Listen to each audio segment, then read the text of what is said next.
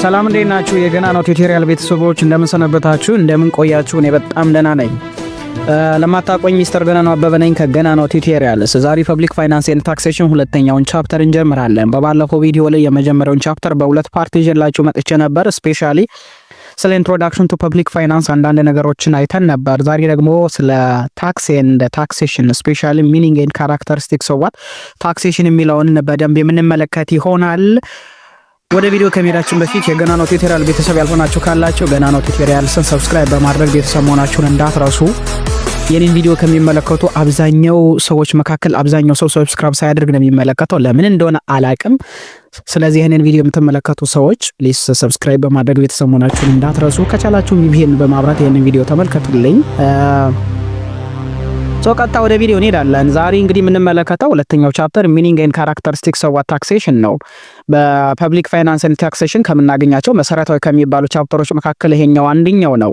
በዚህ ቻፕተር እንግዲህ የምንመለከታቸው መሰረታዊ የሚባለው ኦብጀክቲቭ ኦፍ ታክሴሽን፣ ፕሪንሲፕል ኦፍ ካኖን ኦፍ ታክሴሽን፣ ታክስ ክላሲፊኬሽን፣ ስለ ታክስ ሬት ስትራክቸር፣ ስለ ሽፍቲንግ ኤንድ ኢንሲደንስ ኦፍ ታክሴሽን ፕላስ ቱ ዛት ደግሞ ታክስ ኤቬዥን አቮይዳንስ ኤንድ ሰች ታክስ ዲሊኬንስ የምንመለከት ይሆናል። የእነዚህን የሶስቶችን መሰረታዊ ልዩነት በሚገባ የምንመለከት ይሆናል ማለት ነው።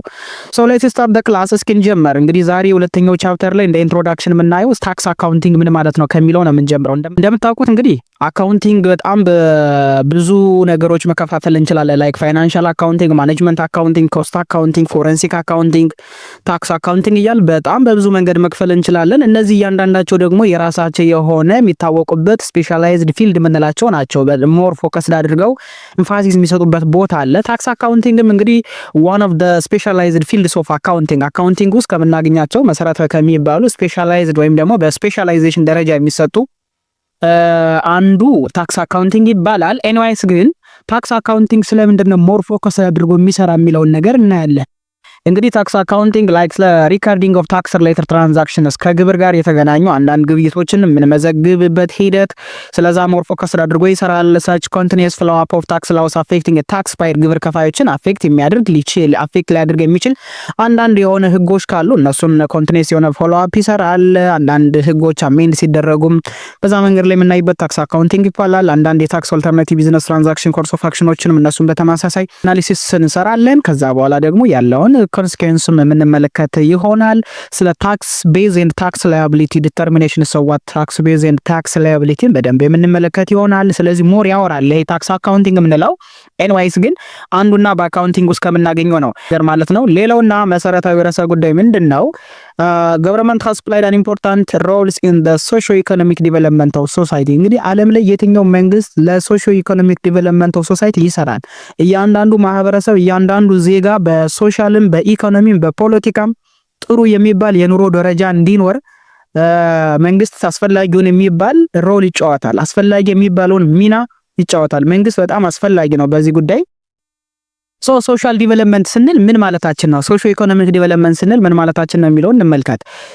ሶሻል ዲቨሎፕመንት ሜይ ቢ ኢን ዘ ፎርም ኦፍ ዋት ራይዚንግ ዘ ሌቨል ኦፍ ሜይ ቢ ሊቪንግ ኤንድ ሶሻል ዌልፌርስ የህዝቦችን የመኖር ዋስትና የእያንዳንዱን ማህበረሰብ ማህበራዊ ደህንነት፣ የጤና፣ የትምህርት የምንላቸውን አንዳንድ አስፈላጊ የሚባሉትን ሶሻል ወንትስ ወይም ደግሞ ሁሉም ኮሚኒቲ ሊፈልጋቸው የሚችሉ ነገሮችን ምን ማድረግ አለበት? መንግስት ሊያሟላ ይገባል። እነዚህን ሲያሟላ የእያንዳንዱን የህዝብ የመኖር ደረጃ ዋስትናውን ሊቪንግ ኦፍ ስታንዳርድ የሚባለውን ራይዝ ማድረግ ከቻለ ምን ይባላል? እንግዲህ ሶሾ ዲቨሎፕመንት መጥቷል ይባላል ማለት ነው። አንዱና ትልቁ ነገር እንግዲህ መንግስት ከሚጫወትበት መሰረታዊ ሚና ወይም ደግሞ አላማ ከምንለው አንዱ ራይዚንግ ዋት the level of living and what social welfare ምንለው ነው። እንግዲህ in the form of what by providing such social services or activities or amenities ምንለው ለዛ ነው ሶሻል አሜኒቲስ ምንላቸው። ለምሳሌ ምንድናቸው? in the form of indications መንግስት ለምሳሌ ለእያንዳንዱ ማህበረሰብ የተለያዩ የትምህርት ተቋማትን ሲገነባ የእያንዳንዱ ማህበረሰብ ልጆች ይማራሉ።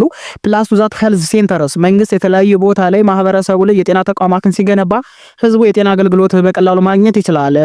ሴኒቴሽን ጋር ከጤና ጋር የተገናኘ ከጽዳት ጋር የተገናኘ ከንጽህና ጋር የተገናኘ በዚህ ጋር አብሮ የሚሄድ ነው። ዩቲሊቲስ ምንላቸው የተለያዩ የመብራት ሊሆን ይችላል፣ የዋተር ሊሆን ይችላል፣ የተለያዩ የሪክሬሽን ፋሲሊቲዎችን ማሟላት አለበት መንግስት። እነዚህን የሚያሟላ ከሆነ መንግስት ሶሾ ኢኮኖሚክ ዲቨሎፕመንት ራይዝ እያደረገ ነው፣ እየተጫወተ ነው፣ የሀገር ኢኮኖሚ እያደገ ነው ብለን ምን እናደርጋለን? እንገልጻለን ማለት ነው። ሶ እነዚህ ነገሮች አሁን የምናወራቸው ላይክ the process of what socio economic development ይሄንን socio economic development የትምህርት የጤና የመንገድ የምንላቸው መሰረተ ልማቶችን ኢንፍራስትራክቸሮችን መንግስት ለማሟላት ምን ያስፈልገዋል? ከፍተኛ የሆነ ኤክስፔንዲቸር ያስፈልገዋል፣ ረቨኑ ያስፈልገዋል ነው ባጭሩ። ምን ማለት ነው? these types of what socio economic development may requiring huge expenditures cannot be carried unless the government had the potential source of revenue መንግስት አስፈላጊ የሚባሉና በቂ የሆነ ገቢ የማይሰበስብ ከሆነ እነዚህ የሚጠይቁትን አጠቃላይ huge expenditure ከበር ማድረግ አይችልም። ስለዚህ መንግስት ይሄንን ወጪ ከበር ለማድረግና socio economic development ለማምጣት as much as possible መንግስት ምን ማድረግ አለበት? ገቢ መሰብሰብ አለበት። መንግስት ገቢ ከሚሰበስብባቸው መሰረታዊ የምንላቸው source of revenue for governments ሁለት ናቸው። የመጀመሪያው ታክስ ሶርስ ሲሆን ሁለተኛው ደግሞ ነን ታክስ ሶርስ ነው። ይሄንን እንግዲህ በመጀመሪያው ቻፕተር እንደምታስታውሱት አንዳንድ ነገሮችን አውርተናል። ስለዚህ መንግስት ከሁለት መንገድ ገቢ ሊሰበስብ ይችላል። አንድ ከግብር ነው፣ ሁለተኛው ደግሞ ከግብር ውጭ ገቢ ሊሰበስብ ይችላል። እነዚህ በሙሉ ለምንድን ነው የሚሰበሰቡት? መንግስት የሚያስፈልገውን አጠቃላይ ወጪን ከበር ለማድረግ ነው። በተለይ ደግሞ socio economic development ለማምጣት የሚለው ነገር አንደርስታንድ እናደርጋለን። ስለዚህ የመንግስት ሶርስ ኦፍ ረቨኑ በሁለት ይከፈላል። ታክስ ረቨኑ ኤንድ ነን ታክስ ረቨኑ በለን በሁለት ክላሲፋይ ማድረግ እንችላለን። ሌላውና መሰረታዊ ጉዳይ እንግዲህ የዚህ ቻፕተር ሜን ቶፒክ ሚኒንግ ኦፍ ታክስ ኢን ታክሴሽን። ታክስ ማለት ምን ማለት ነው? ታክሴሽን ማለት ምን ማለት ነው? የሁለቱ ተርም የሁለቱ ወርድ መሰረታዊ ልዩነትና አንድነት ምንድን ነው የሚለውን በደንብ እንመለከታለን። እንግዲህ ታክስ ስንል ብዙዎቻችን እንደምታውቁት ያው ግብር ማለት ነው። ታክስ ዲዩቲ ነው፣ ግዴታ ነው። እያንዳንዱ ግለሰብ ከሚያገኘው ገቢ ላይ ለመንግስት የመክፈል ግዴታ አለበት። ጥሬ ትርጓሜ ምንድን ነው? የተለያዩ ስኮላሮች ስለ ታክስ ብዙ ነገር ብለዋል። ላይክ አደም ስሚዝ የስኮትላንድ ኢኮኖሚስት ነው። በተለይ ስለ ታክስ ብዙ ነገሮችን ያወራል እና እሱ ምን ይላል? ታክስ is such a compulsory financial charge or levy imposed by government on individuals, business and other entities to generate revenue for public expenditure and to achieve such socio-economic development or objectives without any direct benefit or service provided in return። በቀላል አማርኛ ይሄ ምን ማለት ነው? ግብር ማለት እያንዳንዱ ግለሰብ ያለበትን ግዴታ ፋይናንሻል የሆነ ግዴታ ማለት ነው። በገንዘብ የሚከፈል በጥሬ ገንዘብ የሚከፈል ስለሆነ መንግስት ሊሰበስበው የሚችል ከእያንዳንዱ ግለሰብ፣ ከእያንዳንዱ ቢዝነስ ተቋማት፣ ከእያንዳንዱ አዘር ኤንቲቲስ ምንላቸው ላይ ከቢዝነስ ተቋማትና ግለሰቦች መንግስት የሚሰበስበው ምን ለማድረግ? ገቢ ለመሰብሰብ ፎር ፐብሊክ ኤክስፔንዲቸር መንግስት ወጪ የሚያወጣውን አጠቃላይ ወጪ ከበር ለማድረግ በሚደረግ ሂደት ውስጥ መንግስት ከግለሰቦች ከቢዝነስ ተቋማት የሚሰበስበው ገንዘብ ምን ይባላል? ግብር ይባላል። ይህ ግብር ደግሞ የመንግስትን ሶሾ ኢኮኖሚካል ኦብጀክቲቮችን አቺቭ ለማድረግ ይጠቅመዋል። እያንዳንዱ ግብር የከፈለ ግለሰብና ተቋማት ደግሞ ከከፈለው ግብር ላይ ዳይሬክት ቤኔፊት ኤክስፔክት አያደርግም። እኔ ታክስ ፓየር ብሆን ምን አልጠብቅም? ኤኒ ዳይሬክት ቤኔፊት ኤክስፔክት አላደርግም። ለከፈልኩት ግብር ዳይሬክት ቤኔፊት ይሰጠኛል ብዬ መንግስት ጋር አልጠብቅም። ኢንዳይሬክት በሆነ መንገድ በትምህርት፣ በጤና ተቋማት፣ በመንገድ፣ በምናምን በምንላቸው በዩቲሊቲስ፣ በመብራት፣ በውሃ በምንላቸው ግን ላገኝ እችላለሁ። ስለዚህ ባጭሩ እያንዳንዱ ታክስ ፓየር ምንለው እያንዳንዱ ኮርፖሬሽንስ ላይክ ቢዝነስ ኦርጋናይዜሽን ምንላቸው ድ ኖት ኤክስፔክቲንግ ሰች ዳይሬክት ቤኔፊት ኤክስፔክት ማድረግ የለባቸውም። ትክክልም አይደለም። ስለዚህ ግብር ባጭሩ it is duty, it is compulsory charge by paid by individuals like business organizations without expecting such direct benefits from the government ከመንግስት ዳይሬክት ቤኔፊት ኤክስፔክት ሳናደርግ የምንከፍለው ገንዘብ ግብር ይባላል። ታክሲስ ሰች ኢንቮለንታሪ ፊ ግብር በፍቃድ የሚከፈል አይደለም። አንድ ሰው አልከፍልም ማለት ስለማይችል ኢንቮለንታሪ ፊ ነው የሚባለው። ሰች አንሪኪትድ ፓይመንትስ ይባላል። ብዙ ጊዜ ኢንቮለንታሪ ፊ የምንለውም ለዛ ነው። በቮለንታሪ ፊ በራሳቸው ፍቃድ ሊከፍሉ የሚችሉ አሉ። ነገር ግን ግብር ገቢ የሚያገኝ ሰው አልከፍልም ማለት ስለማይችል ኢንቮለንታሪ ፊ እንለዋለን። ሜድ ባይ ኢንዲቪጁዋልስ ኦር ቢዝነስ ቱ ገቨርንመንት ዊዛውት ሰች ኬድ ፕሮኳይስ የሚባለው ሰምቲንግ ኢን ኤክስቼንጅ ዳይሬክት ቤኔፊት ኤክስፔክት ሳናደርግ ለመንግስት የምንከፍለው ኢንቮለንታሪ የሆነ ፊ ግብር ሊባል ይችላል። ላይክ ታክሲስ ዋት ኢዝ አክቹዋሊ መኒ ፔድ ፎር ገቨርንመንት ስንበለው the amount of money which is actually paid by individuals and business organizations to the government without expecting such direct benefit what you call it ታክስ ብለን ባጭሩ ምን ማድረግ እንችላለን? ዲፋይን ማድረግ እንችላለን። ስለዚህ ግብር ወይም ደግሞ ታክስ is the most important source of what of revenue for a government። ግብር እንግዲህ ለመንግስት በጣም ጠቃሚ የሚባል የገቢ ምንጭ ነው። ግብር ታክስ በጣም መሰረታዊ የሚባለውና ፕራይመሪ ሶርስ ኦፍ ዋት ገቨርንመንትስ ዋት ኢኮሌት እንደውም ታክስ ነው የምንለው። መንግስት ብዙውን ገቢውን የሚሰበስበው ከግብር ነው።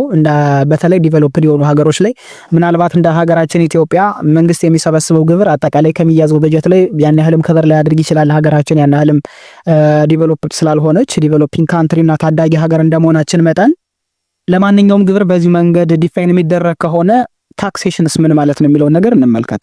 እንግዲህ ታክሴሽን ይሄንን መንግስት የሚሰበስበውን ግብር ለማሳለጥ የሚደረግ ሂደት ውስጥ የሚወጡ የተለያዩ ህጎች፣ መመሪያዎች፣ ስታንዳርዶችን ያካትታል። ስለዚህ ታክሴሽን is used as a system of raising the lion's share of public revenue in modern economic systems። አሁን ባለው በሞደርን ኢኮኖሚክ ሲስተም ውስጥ ታክሴሽን ከግብር የሚሰበሰበውን ግብር በተለይ ደግሞ ከግብር የሚሰበሰበውን ገንዘብ የአንበሳውን ድርሻ ይወስዳል። ሚስ በጣም ትልቁን ሸር ይወስዳል። ትልቁን የሆነ ፐርሰንቴጅ ከቨር ያደርጋል። ስለዚህ ታክሴሽን ይሄ ግብር ነክ የሆኑ ገቢዎች በሙሉ የመንግስት ከፐብሊክ ረቨኑ አንጻር ስናየው ላዮን ሸርስ ምንል የአንበሳውን ድርሻ ይወስዳል። ትልቁን የሆነ ፐርሰንቴጅ ከቨር ያደርግልናል። ስለዚህ taxation including what legal frameworks, policies, methods, strategies, standards, tax proclamations and others used to determine the amount of tax, the collection process, the allocations of what revenue and others።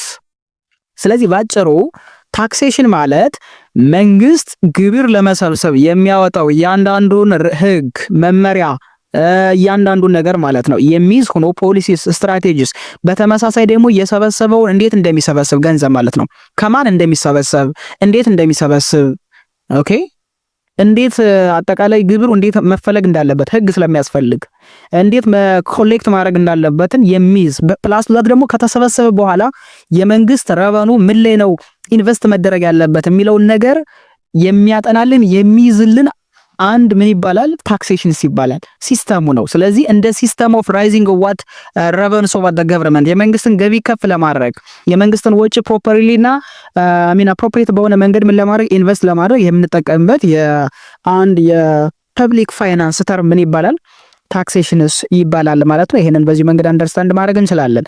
ሰብስክራይብ ለምንድን ነው የማታደርጉት? ሌላውና መሰረታዊ ጉዳይ የዚህ ቻፕተር ኦብጀክቲቭ ታክሴሽንስ መንግስት ለምንድን ነው ግብር የሚሰበስበው መሰረታዊ የሆነ አላማው ጎሉ ምንድነው የሚለውን ነገር እንመልከት። የመጀመሪያው ኦብጀክቲቭ ምንድነው to raise public revenue ነው።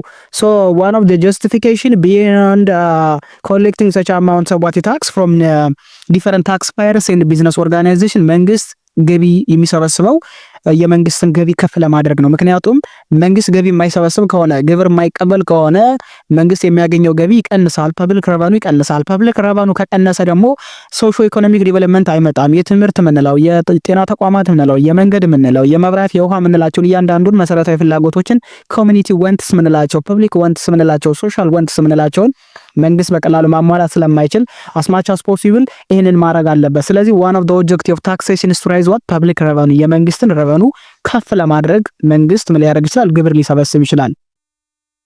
the second objective of taxation to remove such inequalities of income and wealth ምን ማለት ነው? መንግስት ሁለተኛ ደግሞ ግብር የሚሰበስበው ዋና ዓላማው በግለሰቦች መካከል ያለውን ፍትሃዊ ያልሆነ የሀብት ክፍፍል ምን ማድረግ አለበት ሪሙቭ ለማድረግና ለመቀነስ ነው።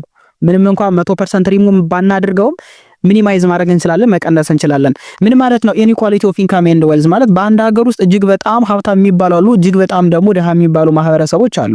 ስለዚህ ምን ማድረግ አለበት መንግስት? ፕሮግሬሲቭ ታክሴሽን ሲስተም በመጠቀም ሀብታም ለሚባሉ ግለሰቦች ላይ ከፍተኛ የሆነ በሚያገኙት ገቢ ልክ ግብር በመጣል ከሀብታሞች የተሰበሰበውን ገንዘብ የድሃ ማህበረሰብ ለምንላቸውና ዝቅተኛ ገቢ ላላቸው ማህበረሰቦች ይህንን ገንዘብ ከተሰበሰበ በኋላ በጤና ተቋማት፣ በትምህርት፣ በመንገድ፣ በተለያዩ ኢንፍራስትራክቸሮች አማካኝነት መንግስት ኢንቨስት በማድረግ እነዚህ ድሃ ማህበረሰቦች እንዲጠቀሙ ማድረግ አለበት። በዚህ ሂደት ፍትሃዊ ያልሆነ የሀብት ክፍፍልና ኢንኢኳሊቲ ኦፍ ኢንካም ኤንድ ዌልዝ መመጣጠን ይጀምራል። ስለዚህ ቢያንስ ሚኒማይዝ ማድረግ እንችላለን by using such progressive taxation system በመጠቀም ይህንን ነገር ምን ማድረግ እንችላለን? ሪሙቭ ማድረግ እንችላለን። ስለዚህ ሁለተኛውና መሰረታዊ ርዕሰ ጉዳይ መንግስት ግብር የሚሰበስበው እነዚህን ፍትሃዊ ያልሆነ የሀብት ክፍፍልና በአንድ ሀገር ውስጥ ያለውን በጣም የሀብታም ምንላቸውን ደግሞ ዝቅተኛ ምንላቸውን ድሃ ምንላቸው ማህበረሰቦች ለማመጣጠን መንግስት ታክሴሽንን እንደ አንድ አይነተኛ መሳሪያ ሊጠቀመው ይችላል።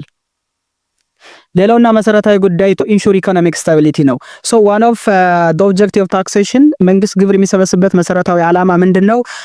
ኢኮኖሚክ ስታቢሊቲ ማምጣት አለበት። ለማምጣት ነው ምን ማለት ነው? የተረጋጋ የኢኮኖሚክ ባለቤት ለመሆን መንግስት በሚያደርገው ጥረት ውስጥ ግብር እጅግ በጣም አይነተኛ ሚና ይጫወታል።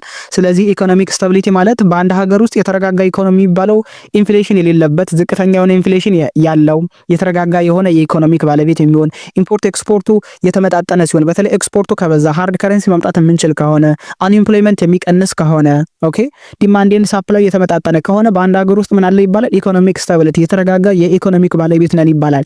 ላይክ አሁን ለምሳሌ ሀገራችን ኢትዮጵያ አሁን ላይ ምንም አይነት የኢኮኖሚክ ስታቢሊቲ የለንም። የተረጋጋ የኢኮኖሚ ባለቤቶች አይደለንም። ገንዘባችን በጣም ዲቫሉት አድርጎ ወርዷል። ከፍተኛ የሆነ ኢንፍሌሽን በእኛ ሀገር ውስጥ አለ። ስለዚህ ኢኮኖሚክ ስታቢሊቲ ኢትዮጵያ ውስጥ የለም። ነገር ግን ኢኮኖሚክ ስታቢሊቲ የተረጋጋ የኢኮኖሚክ ባለቤት የምንለው ባጭሩ ምንድነው? ኢንፍሌሽን የቀነሰበት፣ አንኢምፕሎይመንት የቀነሰበት፣ የብር የመግዛት አቅሙ ከፍተኛ ሲሆን፣ ኤክስፖርት በጣም ሲበዛ፣ ኢምፖርት ሲቀንስ ኦኬ እነዚህ ነገሮች ሲኖሩ ሶሾ ኢኮኖሚካል ኦብጀክቲቫቸው ሲደረጉ የመንገድ፣ የጤና፣ የትምህርት ምንላቸው እነዚህ ነገሮች መንግስት ማሟላት ሲጀምር ምን ይባላል? ኢኮኖሚክ ስታቢሊቲ በአንድ ሀገር ውስጥ እየመጣ ነው ይባላል። የተረጋጋ የኢኮኖሚክ ባለቤት እየተፈጠረ ነው ይባላል። ስለዚህ ታክሴሽን ይህንን ለማድረግ እጅግ በጣም አይነተኛ ሚና ነው። ምክንያቱም መንግስት በአንድ ሀገር ውስጥ ኢንፍሌሽን ሲፈጠር መንግስት ምን ያደርጋል? ይደጉማል። በሚደጉሙበት ጊዜ ገቢውን ያረጋጋል አይደል እንዴ? ገቢውን ያረጋጋል። ሶ በዚህ መንገድ ኢኮኖሚክ ስታቢሊቲን ማምጣት ይቻላል። ታክሴሽን ለዚህ አይነተኛ ሚና አለው ማለት ነው። ሌላው ቱ ሪዲዩስ ሪጂናል ኢምባላንስ የታክሴሽን ሌላው መሰረታዊ ዓላማ በክልሎች መካከል ያለውን ፍትሃዊ ያልሆነ እድገት ምን ማድረግ አለበት? መንግስት ማመጣጠን አለበት በግብር አማካኝነት። በኢትዮጵያ እንደምታውቁት ለምሳሌ 13 ክልሎች አሉ። እነዚህ 12 ክልሎች ተመሳሳይ የሆነ የእድገት ደረጃ የላቸውም። አንዳንዶች በጣም አድገዋል፣ አንዳንዶች ደግሞ ወደ ኋላ ቀርተዋል። ስለዚህ ምን አለ? there is regional imbalance development አለ። ተመሳሳይና ፍትሃዊ ያልሆነ የክልሎች እድገት አለ። ስለዚህ መንግስት አስማች አስቆ ሲውል ግብር እየሰበሰበ ምን ማድረግ አለበት? ዝቅተኛ የሆኑ በጣም ያላደጉ ክልሎችን መደጎም አለበት፣ እንዲያድጉ ማድረግ አለበት፣ ኢንዱስትሪዎችን መክፈት አለበት፣ የተለያዩ ተቋማትን እዛ ጋር ምን ማድረግ አለበት? መክፈት አለበት። ከዛ በኋላ እነዚህ ክልሎች በተመሳሳይ ሁኔታ ከፍ እንዲሉ ያደርጋል፣ ገቢ እንዲያመነጩ ያደርጋል፣ ትንሽ ያድጋሉ ማለት ነው። ሶሺዮ ኢኮኖሚክ ዲቨሎፕመንት ይመጣል። ስለዚህ ቢያንስ በክልሎች መካከል ላይ ፍትሃዊ ያልሆነ የሀብት ክፍፍል እንዳይፈጠር፣ ፍትሃዊ ያልሆነ እድገት እንዳይኖር፣ አንዳንድ ክልል ከፍተኛ የሆነ ኢንዱስትሪ ያለ አንዳንድ ደግሞ ምንም ኢንዱስትሪ ከሌለው እያንዳንዱ ክልል ላይ ደግሞ እስከ ቀበሌ ድረስ አስፋልት ተሰርቶ እያንዳንዱ ክልል ላይ ምንም እንኳን የጠጠር መንገድ የሌለበት ካለ መንግስት ግብር በመሰብሰብ ይሄንን ምን ማድረግ አለበት? ማስተካከል አለበት። ይሄና ሌላው መሰረታዊ ጉዳይ የታክሴሽን መሰረታዊ ኦብጀክቲቭ ነው ማለት ነው። ሌላውና መሰረታዊ ጉዳይ የታክሴሽን ዋና ዓላማ መንግስት ግብር የሚሰበስብበት ማለት ነው። ዓላማው ቱ ክሬት ኢምፕሎይመንት ኦፖርቹኒቲ ነው። ለእያንዳንዱ ግለሰብ የስራ እድል መፍጠር በሚችልበት ሁኔታ ለማድረግ መንግስት ምን ያደርጋል? ታክስ ይሰበስባል።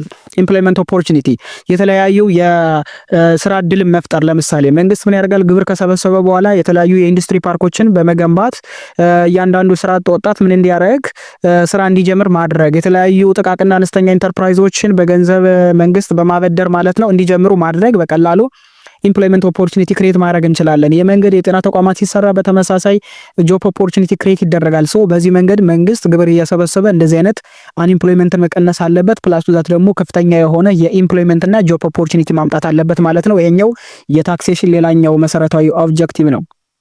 ሌላኛውና መሰረታዊ ርዕሰ ጉዳይ ቱ ፕሪቨንት ሃርሙፉል ኮንሰምፕሽንስ በአንድ ሀገር ውስጥ መንግስት ግብርን የሚጠቀምበት እና ዋና ዓላማው ሃርሙፉል የሆኑ ኮንሰምፕሽኖችን ምን ለማድረግ ነው? አቮይድ ለማድረግና ሪሙቭ አስወላስ ፕሪቨንት ለመቆጣጠር ነው። ሃርሙፉል ኮንሰምፕሽን የምንላቸው ጤና ሊጎዱ የሚችሉ መሰረታዊ የሚባሉ ኮንሰምፕሽኖች አሉ። ለምሳሌ አልኮል ሊሆን ይችላል፣ ቶምባኮ ሊሆን ይችላል፣ ሲጋራ ሊሆን ይችላል፣ ሺሻ ሊሆን ይችላል እና አዘርስ። እነዚህ ነገሮች መንግስት ምን ማድረግ አለበት? ወደ ሀገር ውስጥ የሚያስገቡ ኢምፖርት የሚያደርጉ ግለሰቦችና ተቋማትን ፕላስ ዛት ደግሞ ሀገር ውስጥ የሚያመርቱ ድርጅቶች አስማች አስ ፖሲብል ከፍተኛ በሆነ ታክስ በተለይ ደግሞ የኤክሳይዝ ታክስ በመጣል ምን ማድረግ አለበት? ፕሪቨንት ማድረግ አለበት፣ ሪሙቭ ማድረግ አለበት፣ መቆጣጠር አለበት። ይሄኛውም ሃርሙፉል የሆነ ኮንሰምፕሽን በቀነሰ ቁጥር በአንድ ሀገር ውስጥ ጤነኛ የሆነ ማህበረሰብ ይፈጠራል። ጤነኛ የሆነ ማህበረሰብ ደግሞ አምራች ነው የሚሆነው፣ በጣም ጉልበት ያለው ስራን የሚወድ ጤነኛ የሆነ ማህበረሰብ ወጣት መፍጠር እንችላለን። በዚህ ሂደት ደግሞ የአንድን ሀገር ኢኮኖሚ በሆነ ደረጃ ከፍ ማድረግ ስለሚችል መንግስት መሰረታዊ የሚባሉ ታክስን የሚሰበስብበት መሰረታዊ የሆነ አንዱ ዓላማው ሃርሙፉል የሆነ ኮንሰምፕሽንን ምን ለማድረግ ነው? ፕሪቨንት ለማድረግ ነው ማለት ነው። ሌላውና መሰረታዊ ጉዳይ ደግሞ ቱ ዳይቨርት ሪሶርስ ሰች ቤኔፊሻ የምንላቸው ነው። ቤኔፊሻሪ ምንላቸው አሉ። ምን ማለት ነው? ሪሶርስን የአንድን ሀገር ሪሶርስ የሚጠቀሙ የተለያዩ ቤኔፊሻሪ ምንላቸው አሉ ተጠቃሚዎች። ሶ እነዚህ ምን ማድረግ አለበት? ከአንዱ በጣም የሚጠቀም ካለ ወደማይጠቀመው ሪሶርሱ ምን ማድረግ አለበት? ዳይቨርት ማድረግ አለብን፣ ሽፍት ማድረግ አለብን። ይሄን ለማድረግ ደግሞ ምን ያስፈልጋል? ግብር ስለሚያስፈልግ መንግስት የሚጠቀምበት አንዱ መሰረታዊ ጉዳይ ቱ ዳይቨርት ሪሶርስ ቤኔፊሻሪ የሚለው እሱን ነው። ቤኔፊሻሪ የምንላቸው ግለሰቦች አሉ። ሶ ቤኔፊሻሪ የምንላቸው ተጠቃሚዎች ናቸው። እነሱን አስማች አስ ፖሲብል ምን ማድረግ አለብን? ዳይቨርት ማድረግ አለብን፣ ሽፍት ማድረግ አለብን። ይሄንን መረዳት አለብን። ሌላው ቱ ኢንካሬጅ ኤክስፖርትስ one of the reason beyond collecting such amounts of what taxation tax from different taxpayers and business organization ትልቁ ነገር ኤክስፖርት ነው ኢንካሬጅ ለማድረግ ለማበረታታት ነው። ስለዚህ መንግስት ኤክስፖርት የሚያደርጉ ድርጅቶችን አንዳንድ ትናንሽ የግብር በመቀበል የፎይታ ጊዜ በመስጠት ኤክስፖርትን ማድረግ አለበት፣ ኢንካሬጅ ማድረግ አለበት። ሌላው ስታንዳርድ ኦፍ ሊቪንግን ምን ማድረግ አለበት? ኢንሃንስ ማድረግ አለበት፣ ማሳደግ አለበት። መንግስት ግብር እየሰበሰበ የእያንዳንዱን ማህበረሰብ የኑሮ ደረጃ በሆነ ስቴፕ ከፍ ሊያደርግ የሚችል ለማምጣት ድጎማ ማድረግ አለበት። አንዳንድ ስራዎችን መስራት አለበት። የመብራት፣ የጤና፣ የውሃ፣ የትምህርት ምንላቸውን ሲያሟላ ከጠጠር መንገድ ወደ አስፋልት መንገድ ስንቀየር የመኖር ስታንዳርድ ሊቪንጋችን የሆነ ስቴፕ ከፍ ይላል። ይህንን ለማድረግ መንግስት ደግሞ ግብርን እንደ አይነተኛ ሚና ሊጠቀመው ይችላል። ሌላውና መሰረታዊ ጉዳይ ይህን ከአየን እስከ ስለ ቤዚክ ኤለመንትስ ኦፍ ታክስ ሲስተም ቤዚክ ኤለመንትስ ኦፍ ታክስ ሲስተም ላይ ምን ነገሮችን ማግኘት እንችላለን? እንግዲህ ስለ ታክስ ሲስተም ስናወራ መሰረታዊ ፒላር የምንላቸውና በጣም አስፈላጊ የሚባሉና መቅረት የሌለባቸው ፖይንቶች አሉ። ስለዚህ the 5 pillars or basic elements of tax systems የምንላቸው እነዚህ ናቸው። 5 መሰረታዊ ፒላሮች የምንላቸው የመጀመሪያው ታክስ ፓየር ነው። እንግዲህ ስለ ታክስ ሲስተም ስናወራ ግብር ከፋይ መነሳት አለበት። ስለዚህ ታክስ ፓየር ማለት an individual or organization that's obligated to pay tax ግብር እንዲከፍል የሚገደድ ማንኛውም አይነት ግለሰብና ተቋማት ታክስ ፓየር ወይም ደግሞ ግብር ከፋይ ይባላል። ታክስ ቤዝ የምንለው ምንድነው? the value of everything which is subject to taxation ማንኛውም አይነት ነገር ሊሆን ይችላል። ነገር ግን ለግብር ተጋላጭ የሆነ ለምሳሌ ኢንካም ከሆነ ሀብት ነው። ላይክ ለምሳሌ ታክስ ቤዝስ ምንድነው? it is the value of everything which is subject to taxation ለግብር ተጋላጭ የሆነ ገንዘብ ነው። ለማንኛውም ነገር ግለሰቦች የሚያገኙት ገቢ ሊሆን ይችላል and others tax base the value of everything ይባላል። ሌላውና መሰረታዊ ጉዳይ ታክስ ሬት ነው። ታክስ ሬት the amount of tax expressed as a percentage of the tax base ካለን ሀብት ላይ ካለን ኢንካም ላይ ለምሳሌ ታክስ ቤዛችን ምን ሊሆን ይችላል? አንዱ ኢንካም ላይክ ለምሳሌ ሳላሪ ሊሆን ይችላል። መንዝሊ ሳላሪ ለምሳሌ ለታክስ ምንድነው ተጋላጭ ነው። ሶ ታክስ ሬታችን ደግሞ ከዚህ ከአማውንት ኦፍ ታክስ ኤክስፕረስ አስ ኤ ፐርሰንቴጅ ኦፍ ዘ ታክስ ቤዝ ካለን ታክስ ቤዝ ካለን አማውንት ላይ ካለን የወር ደሞዝ ውስጥ ምን ያህል ፐርሰንት ነው ለመንግስት ግብር የምንከፍለው የሚለውን ሬቷን የሚያሳየን ምን ይባላል? ታክስ ሬት ስንላታለን። ይሄም በታክስ ሲስተም ውስጥ መኖር ያለበት ጉዳይ ነው። ሌላው ታክስ ፌረር ነው። ታክስ ፌረር ማለት እያንዳንዱ ግለሰብ፣ እያንዳንዱ ግብር ከፋይ፣ እያንዳንዱ ተቋማት የምንለው ማለት ነው ታክስ አሰስመንት የሚሰራበት ወቅት ነው። ኢት ካን ቢ በአመት ሊሆን ይችላል፣ የመንዝ ሊሆን ይችላል። ወይ ለምሳሌ ድርጅቶች በአመት አንዴ ግብር ይከፍላሉ። እያንዳንዱ ደግሞ የመንግስት ተቀጣሪ ወይም የግል ተቋማት ምንለው ወራዊ ደሞዝ ላይ ከወራዊ ደሞዝ ላይ ወይም ደግሞ ከመቀጠር ከሚገኝ ገቢ ላይ መንግስት ደግሞ የሚሰበስበው ግብር ደግሞ በየወሩ የሚሰራ ነው። ስለዚህ ይሄ ፔሪድ ምን ይባላል? ታክስ ፔሪድስ ይባላል። ነገር ግን ብዙ ጊዜ አመታዊ ከሆነ ደግሞ ግብር የሚከፈልበት ታክስ አሰስመንት የሚሰራበት ወቅት አለ። ለምሳሌ የደረጃ ሀና ደረጃ ላይ ግብር ከፋዮች ከሐምሌ 1 እስከ ሐምሌ 30 ድረስ ግብራቸውን በሰዓቱ ምን ማድረግ አለባቸው? መክፈል አለባቸው ማለት ነው። ሌላውና መሰረታዊ ጉዳይ ታክስ አድሚኒስትሬሽን ምንለው ነው። ታክስ አድሚኒስትሬሽን ማለት ማንኛውም አይነት የገቨርንመንታል ኤኒ ገቨርንመንት ኦፊስ ሊሆን ይችላል ላይክ ገቢዎች ቢሮ ኤርካ ሊሆን ይችላል ኤንድ አዘርስ ምንድነው ታክስን ለመሰብሰብ ኃላፊነት የተሰጣቸው ናቸው። እነዚህ ተቋማት ምንላቸው ታክስን ለመሰብሰብና ከታክስ ጋር የተገናኙ አንዳንድ መሰረታዊ የሚባሉ ስራዎችን አክቲቪቲዎችን የሚሰሩ ተቋማት ምን ይባላሉ? ታክስ አድሚኒስትሬሽን ስንላቸዋለን። ሶ ለምሳሌ ገቢዎችን ቢሮ መጥቀስ እንችላለን፣ ኤርካን መጥቀስ እንችላለን፣ ሚኒስትሪ ኦፍ ሪቨሩን መጥቀስ እንችላለን ኤንድ አዘርስ በየወረዳው በየከተማው ያሉትን ማለት ነው። እነዚህ ምን ይባላሉ? ዘ 5 ቤዚክ ወይም ደግሞ ፒላርስ እንላቸዋለን ኦፍ ቤዚክ ኤለመንትስ ኦፍ ታክስ ሲስተምስ እያል ብዙ ጊዜ እነዚህን መግለጽ እንችላለን። ሰብስክራይብ ለምንድን ነው የማታደርጉት? አሁን ማርኩ። ሌላው እነዚህን ከተመለከት ሌላው ታክስ ሪሌትድ ተርም ጋር የሚገናኙ አንዳንድ ነገሮች አሉ። የመጀመሪያው ሰች ዴሊኬት ታክስ ነው። ዴሊኬት ታክስ ምንድነው? ሪፈርስ ቱ ታክስ ሪሜኒንግ አንፔድ ኦን ኤንድ አፍተር ዲው ዴት። ሶ ዴሊኬት ታክስ ማለት ግብር ሆኖ እያንዳንዱ ግብር ከፋይ ወይም ደግሞ ቢዝነስ ተቋማት ወይም ግለሰብ ሊሆን ይችላል የተጣለባቸውን ግብር በሰዓቱ ያልከፈሉና ከግብር መክፈያ ጊዜ ውጪ የሆነ ያልተከፈለ ማንኛውም አይነት ግብር ምን ይባላል? ዴሊኬት ታክስ ይባላል። በሰዓቱ ያልተከፈለ ግብር ደግሞ ቅጣት ይዞ ይመጣል። ኦኬ ቅጣት ይዞ ይመጣል። ስለዚህ ይሄ ዋሪ ኮሊት ዴሊኬንት ታክስ ይባላል። ሁለተኛው ታክስ አሰስመንት ነው። ታክስ አሰስመንት እንግዲህ ቅድም እንዳየነው ሪፈርስ ቱ ዲተርሚኔሽን ስዋት አማውንት ሳብጀክት ቱ ታክስ ምን ያህል ታክስ ነው ሳብጀክት የሆነው የሚለውን ነገር ዲተርማይን የምናደርግበት አሰስ የምናደርግበት የምናቀበት መንገድ ዋሪ ኮሊት ታክስ አሰስመንት እንለዋለን። ቀኑን ሊሆን ይችላል፣ አጠቃላይ ምን ያህል ለሚከፍል የሚለውንም ሊሆን ይችላል። በኢትዮጵያ ብዙ አይነት የታክስ አሰስመንት ስራ ስለምንሰራ ለው ታክስ አቮይዳንስ ነው። ታክስ አቮይዳንስ ሪፈርስ ቱ ዋት ፕራክቲስ ኦፍ ዋት ፓይንግ አስ ሊትል ታክስ አስ ፖሲብል። ታክስ አቮይዳንስ ማለት ህጋዊ በሆነ መንገድ ግብር ከተጣለብን በኋላ ግብርን ህጋዊ በሆነ መንገድ ሌጋል በሆነ መንገድ ተከራክሮ ማስቀነስ መቻል ነው። ይሄ ምን ይባላል? ታክስ አቮይዳንስ። ለምሳሌ 10 ሺህ ብር ግብር እኔ ጋር ቢጣል እና አሳማኝ ካልሆነና የተጣለብኝ ግብር ከኔ በጣም የበዛ ስለሆነ ከሆነና አንዳንድ መሰረታዊ የሚባሉ ነባራዊ ሁኔታዎችን የማያሟላና ታሳቢ ያላደረገ ከሆነ ተከራክሬ ህጋዊ በሆነ መንገድ ዶክመንት አቅርቤ ተከራክሬ አሸንፌ ግብር የሚቀነስልኝ ከሆነ ታክስ አቮይዳንስ እንለዋለን። ታክስ ኤቪዥን ደግሞ ግብር ማጭበርበር የሚባለው ነው። ግብር ማጭበርበር ደግሞ ኢሌጋል ነው፣ ሌጋል አይደለም፣ ኢሌጋል ነው። in which a taxpayer seeks to hide taxable income by overstating expense or understating revenue። ታክስ ኤቪዥን ማለት ደግሞ ምን ማለት ነው? እያንዳንዱ ግብር ከፋይና ቢዝነስ ተቋማት ሆን ብሎ ያገኘውን ገቢ ዝቅ በማድረግ እንዲሁም ደግሞ ያወጣውን ወጪ ደግሞ ከሚገባው በላይ ኦቨርስቴት በማድረግ ኤክስፐንስን ኦቨርስቴት አድርጎ የሚያገኘውን ገቢ አንደርስቴት አድርጎ ቀንሶ ወጪውን ደግሞ ጨምሮ ኢሌጋል በሆነ መንገድ ዝቅተኛ የሆነ ፕሮፊት ያተረፈ በማስመሰል ለመንግስት የሚከፍለውን ግብር ማጨበርበር እና መቀነስ ምን ይባላል? ታክስ ኤቪዥንስ ይባላል፣ ወይም ደግሞ ታክስ ኤቪዥን ይባላል፣ ግብር ማጭበርበር ይባላል ይሄኛው። ሌላውና መሰረታዊ ጉዳይ ታክስ ብራኬት የምንለው ነው። እንግዲህ ሪሌትድ ተርም ከምናገኛቸው ታክስ ብራኬት ሪፈርስ ቱ ዋት ሬንጅ ኦፍ ኢንካም ሳብጀክት ቱ ታክስ አት ዘ ሴም ታክስ ሬት። ታክስ ብራኬት ማለት በአንድ ሬንጅ ኦፍ ኢንካም ውስጥ ከምን ያህል ተነስቶ ምን ያህል ላይ ነው የሚደርሰው የሚለውን እዛ ውስጥ ያለውን ሬንጁን የሚያሳይልን ምን ይባላል? ታክስ ብራኬት ይባላል። ለምሳሌ ከ0 እስከ 2000 ከመቃጠል የሚገኝ ገቢ አንድ የፈረስት ታክስ ብራኬት ይባላል። ግብር አይከፈልበትም። ከ2000 እስከ 4000 ብር ከደሞዝ የሚያገኝ ግለሰብ 15% ግብር ይከፈላል።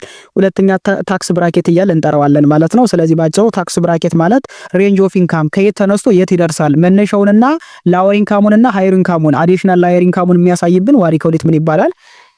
ታክስ ብራኬት ስንለዋለን። በደንብ ወደፊት የምንመለከተው ይሆናል። ሌላውና መሰረታዊ ርዕሰ ጉዳይ በዚህ ቻፕተር የምንመለከተው ቤዚክ ካራክተሪስቲክስ ኦፍ ዋት ኤ ጉድ ታክስ ሲስተም። በአንድ ሀገር ውስጥ ቤዚክ ካራክተሪስቲክስ ኦፍ ዋት ኤ ጉድ ታክስ ሲስተም የምንለው ምን ነገሮችን ሲያሟላ ነው የሚለውን ነገር እንመልከት።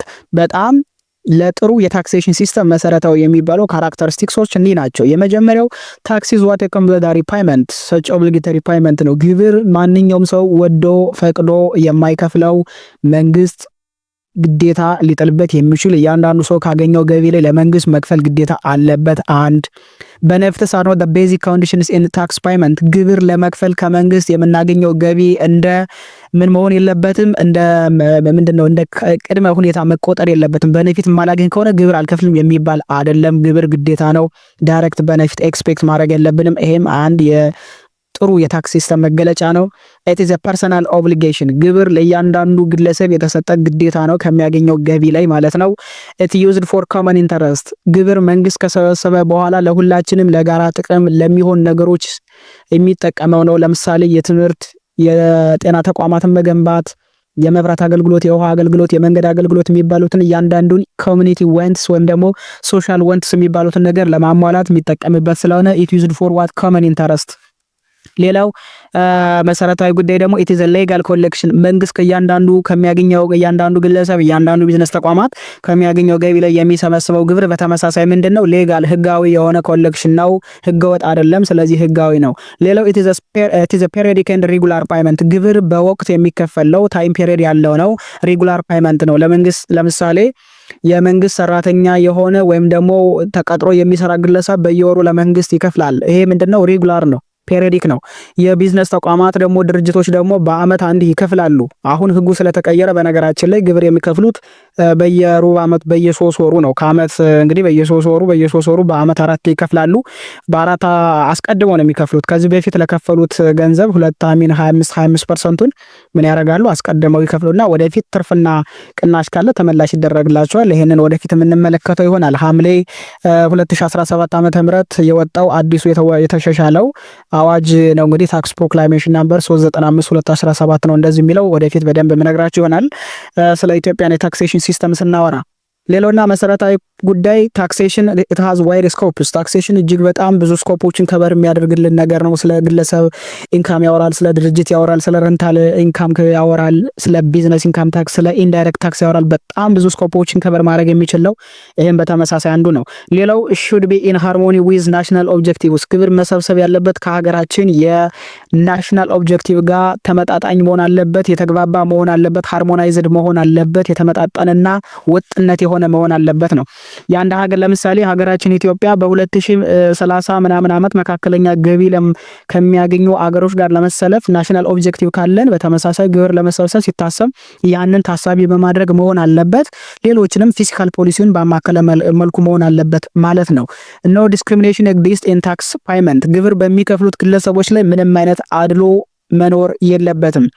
የገቢዎች ቢሮ የሚሰራ አንድ ግለሰብ ግብር የሚከፍል ወንድሙ ስለሆነ ለሱ ግብር መቀነስ የለበትም፣ ለኔ ደግሞ ግብር መጨመር የለበትም። ተመጣጣኝ የሆነና አድሎ የሌለበት የታክስ ሲስተም ከተዘረጋ እነዚህ የአንድ ሀገር የጉድ ታክስ ሲስተም መገለጫዎች ናቸው። ቤዚክ ካራክተሪስቲክስ እንላቸዋለን። ሶ እነዚህን በደንብ አድርገን ምን ማድረግ አለብን? ማወቅ አለብን ማለት ነው።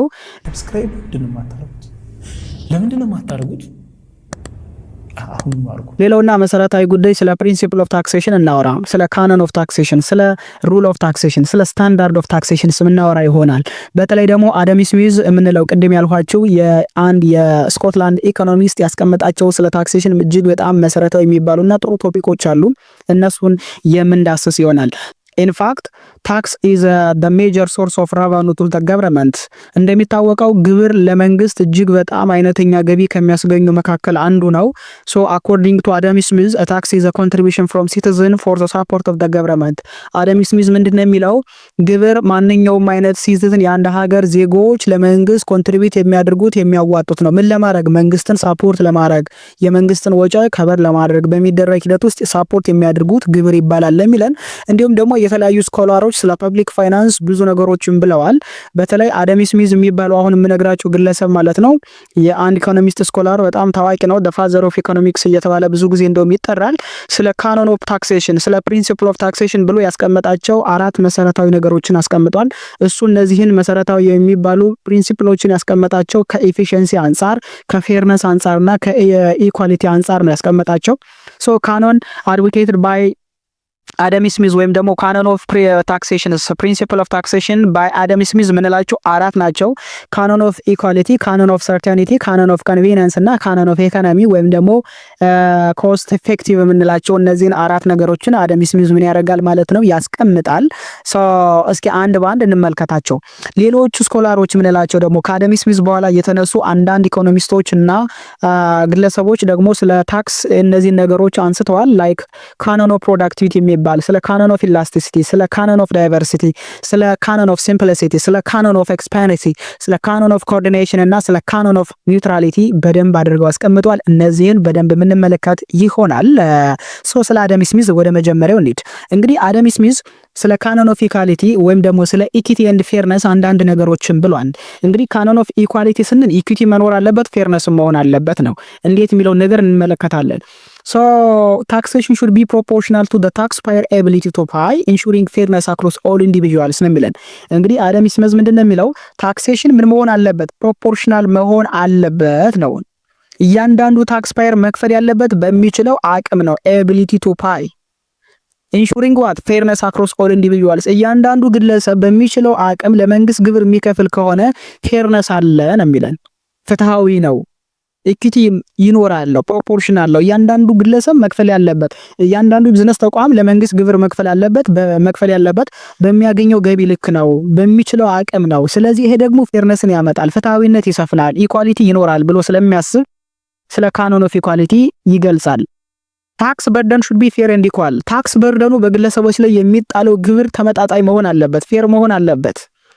በእያንዳንዱ ግለሰብ ላይ ያለው ማለት ነው ተመጣጣኝ መሆን አለበት። እያንዳንዱ በተለያዩ ሲቹዌሽኖች ሊሆን ይችላል። ኦኬ በእያንዳንዱ ሲቹዌሽን ሲሚላር ሲቹዌትድ የሚለው እሱን ነው። ታክስ ፔየር ሹድ ቢ ታክስ ሲሚላር የሚለው ሶ እያንዳንዱ ግለሰብ ለሁለት ተመሳሳይ ገቢ ለሚያገኙ ግለሰቦች ግብሩን መስራት ያለበት ህጉ መስራት ያለበት ተመሳሳይ በመሆነ መንገድ ነው። ስለዚህ ይሄ ምን ይባላል? ካኖን ኦፍ ኢኳሊቲስ እንለዋለን። ስለዚህ ስለ ኢኩዊቲ ስናወራ ሁለት መሰረታዊ ነገሮች አሉ። አንደኛ ቤኔፊት ሪሲቭድ ፕሪንሲፕልስ የሚባል አለ። ቤኔፊት ሪሲቭድ ፕሪንሲፕል እና ኤቢሊቲ ቱ ፓይ ፕሪንሲፕል። ቤኔፊት ሪሲቭድ ፕሪንሲፕል ምንድነው የሚያወራ?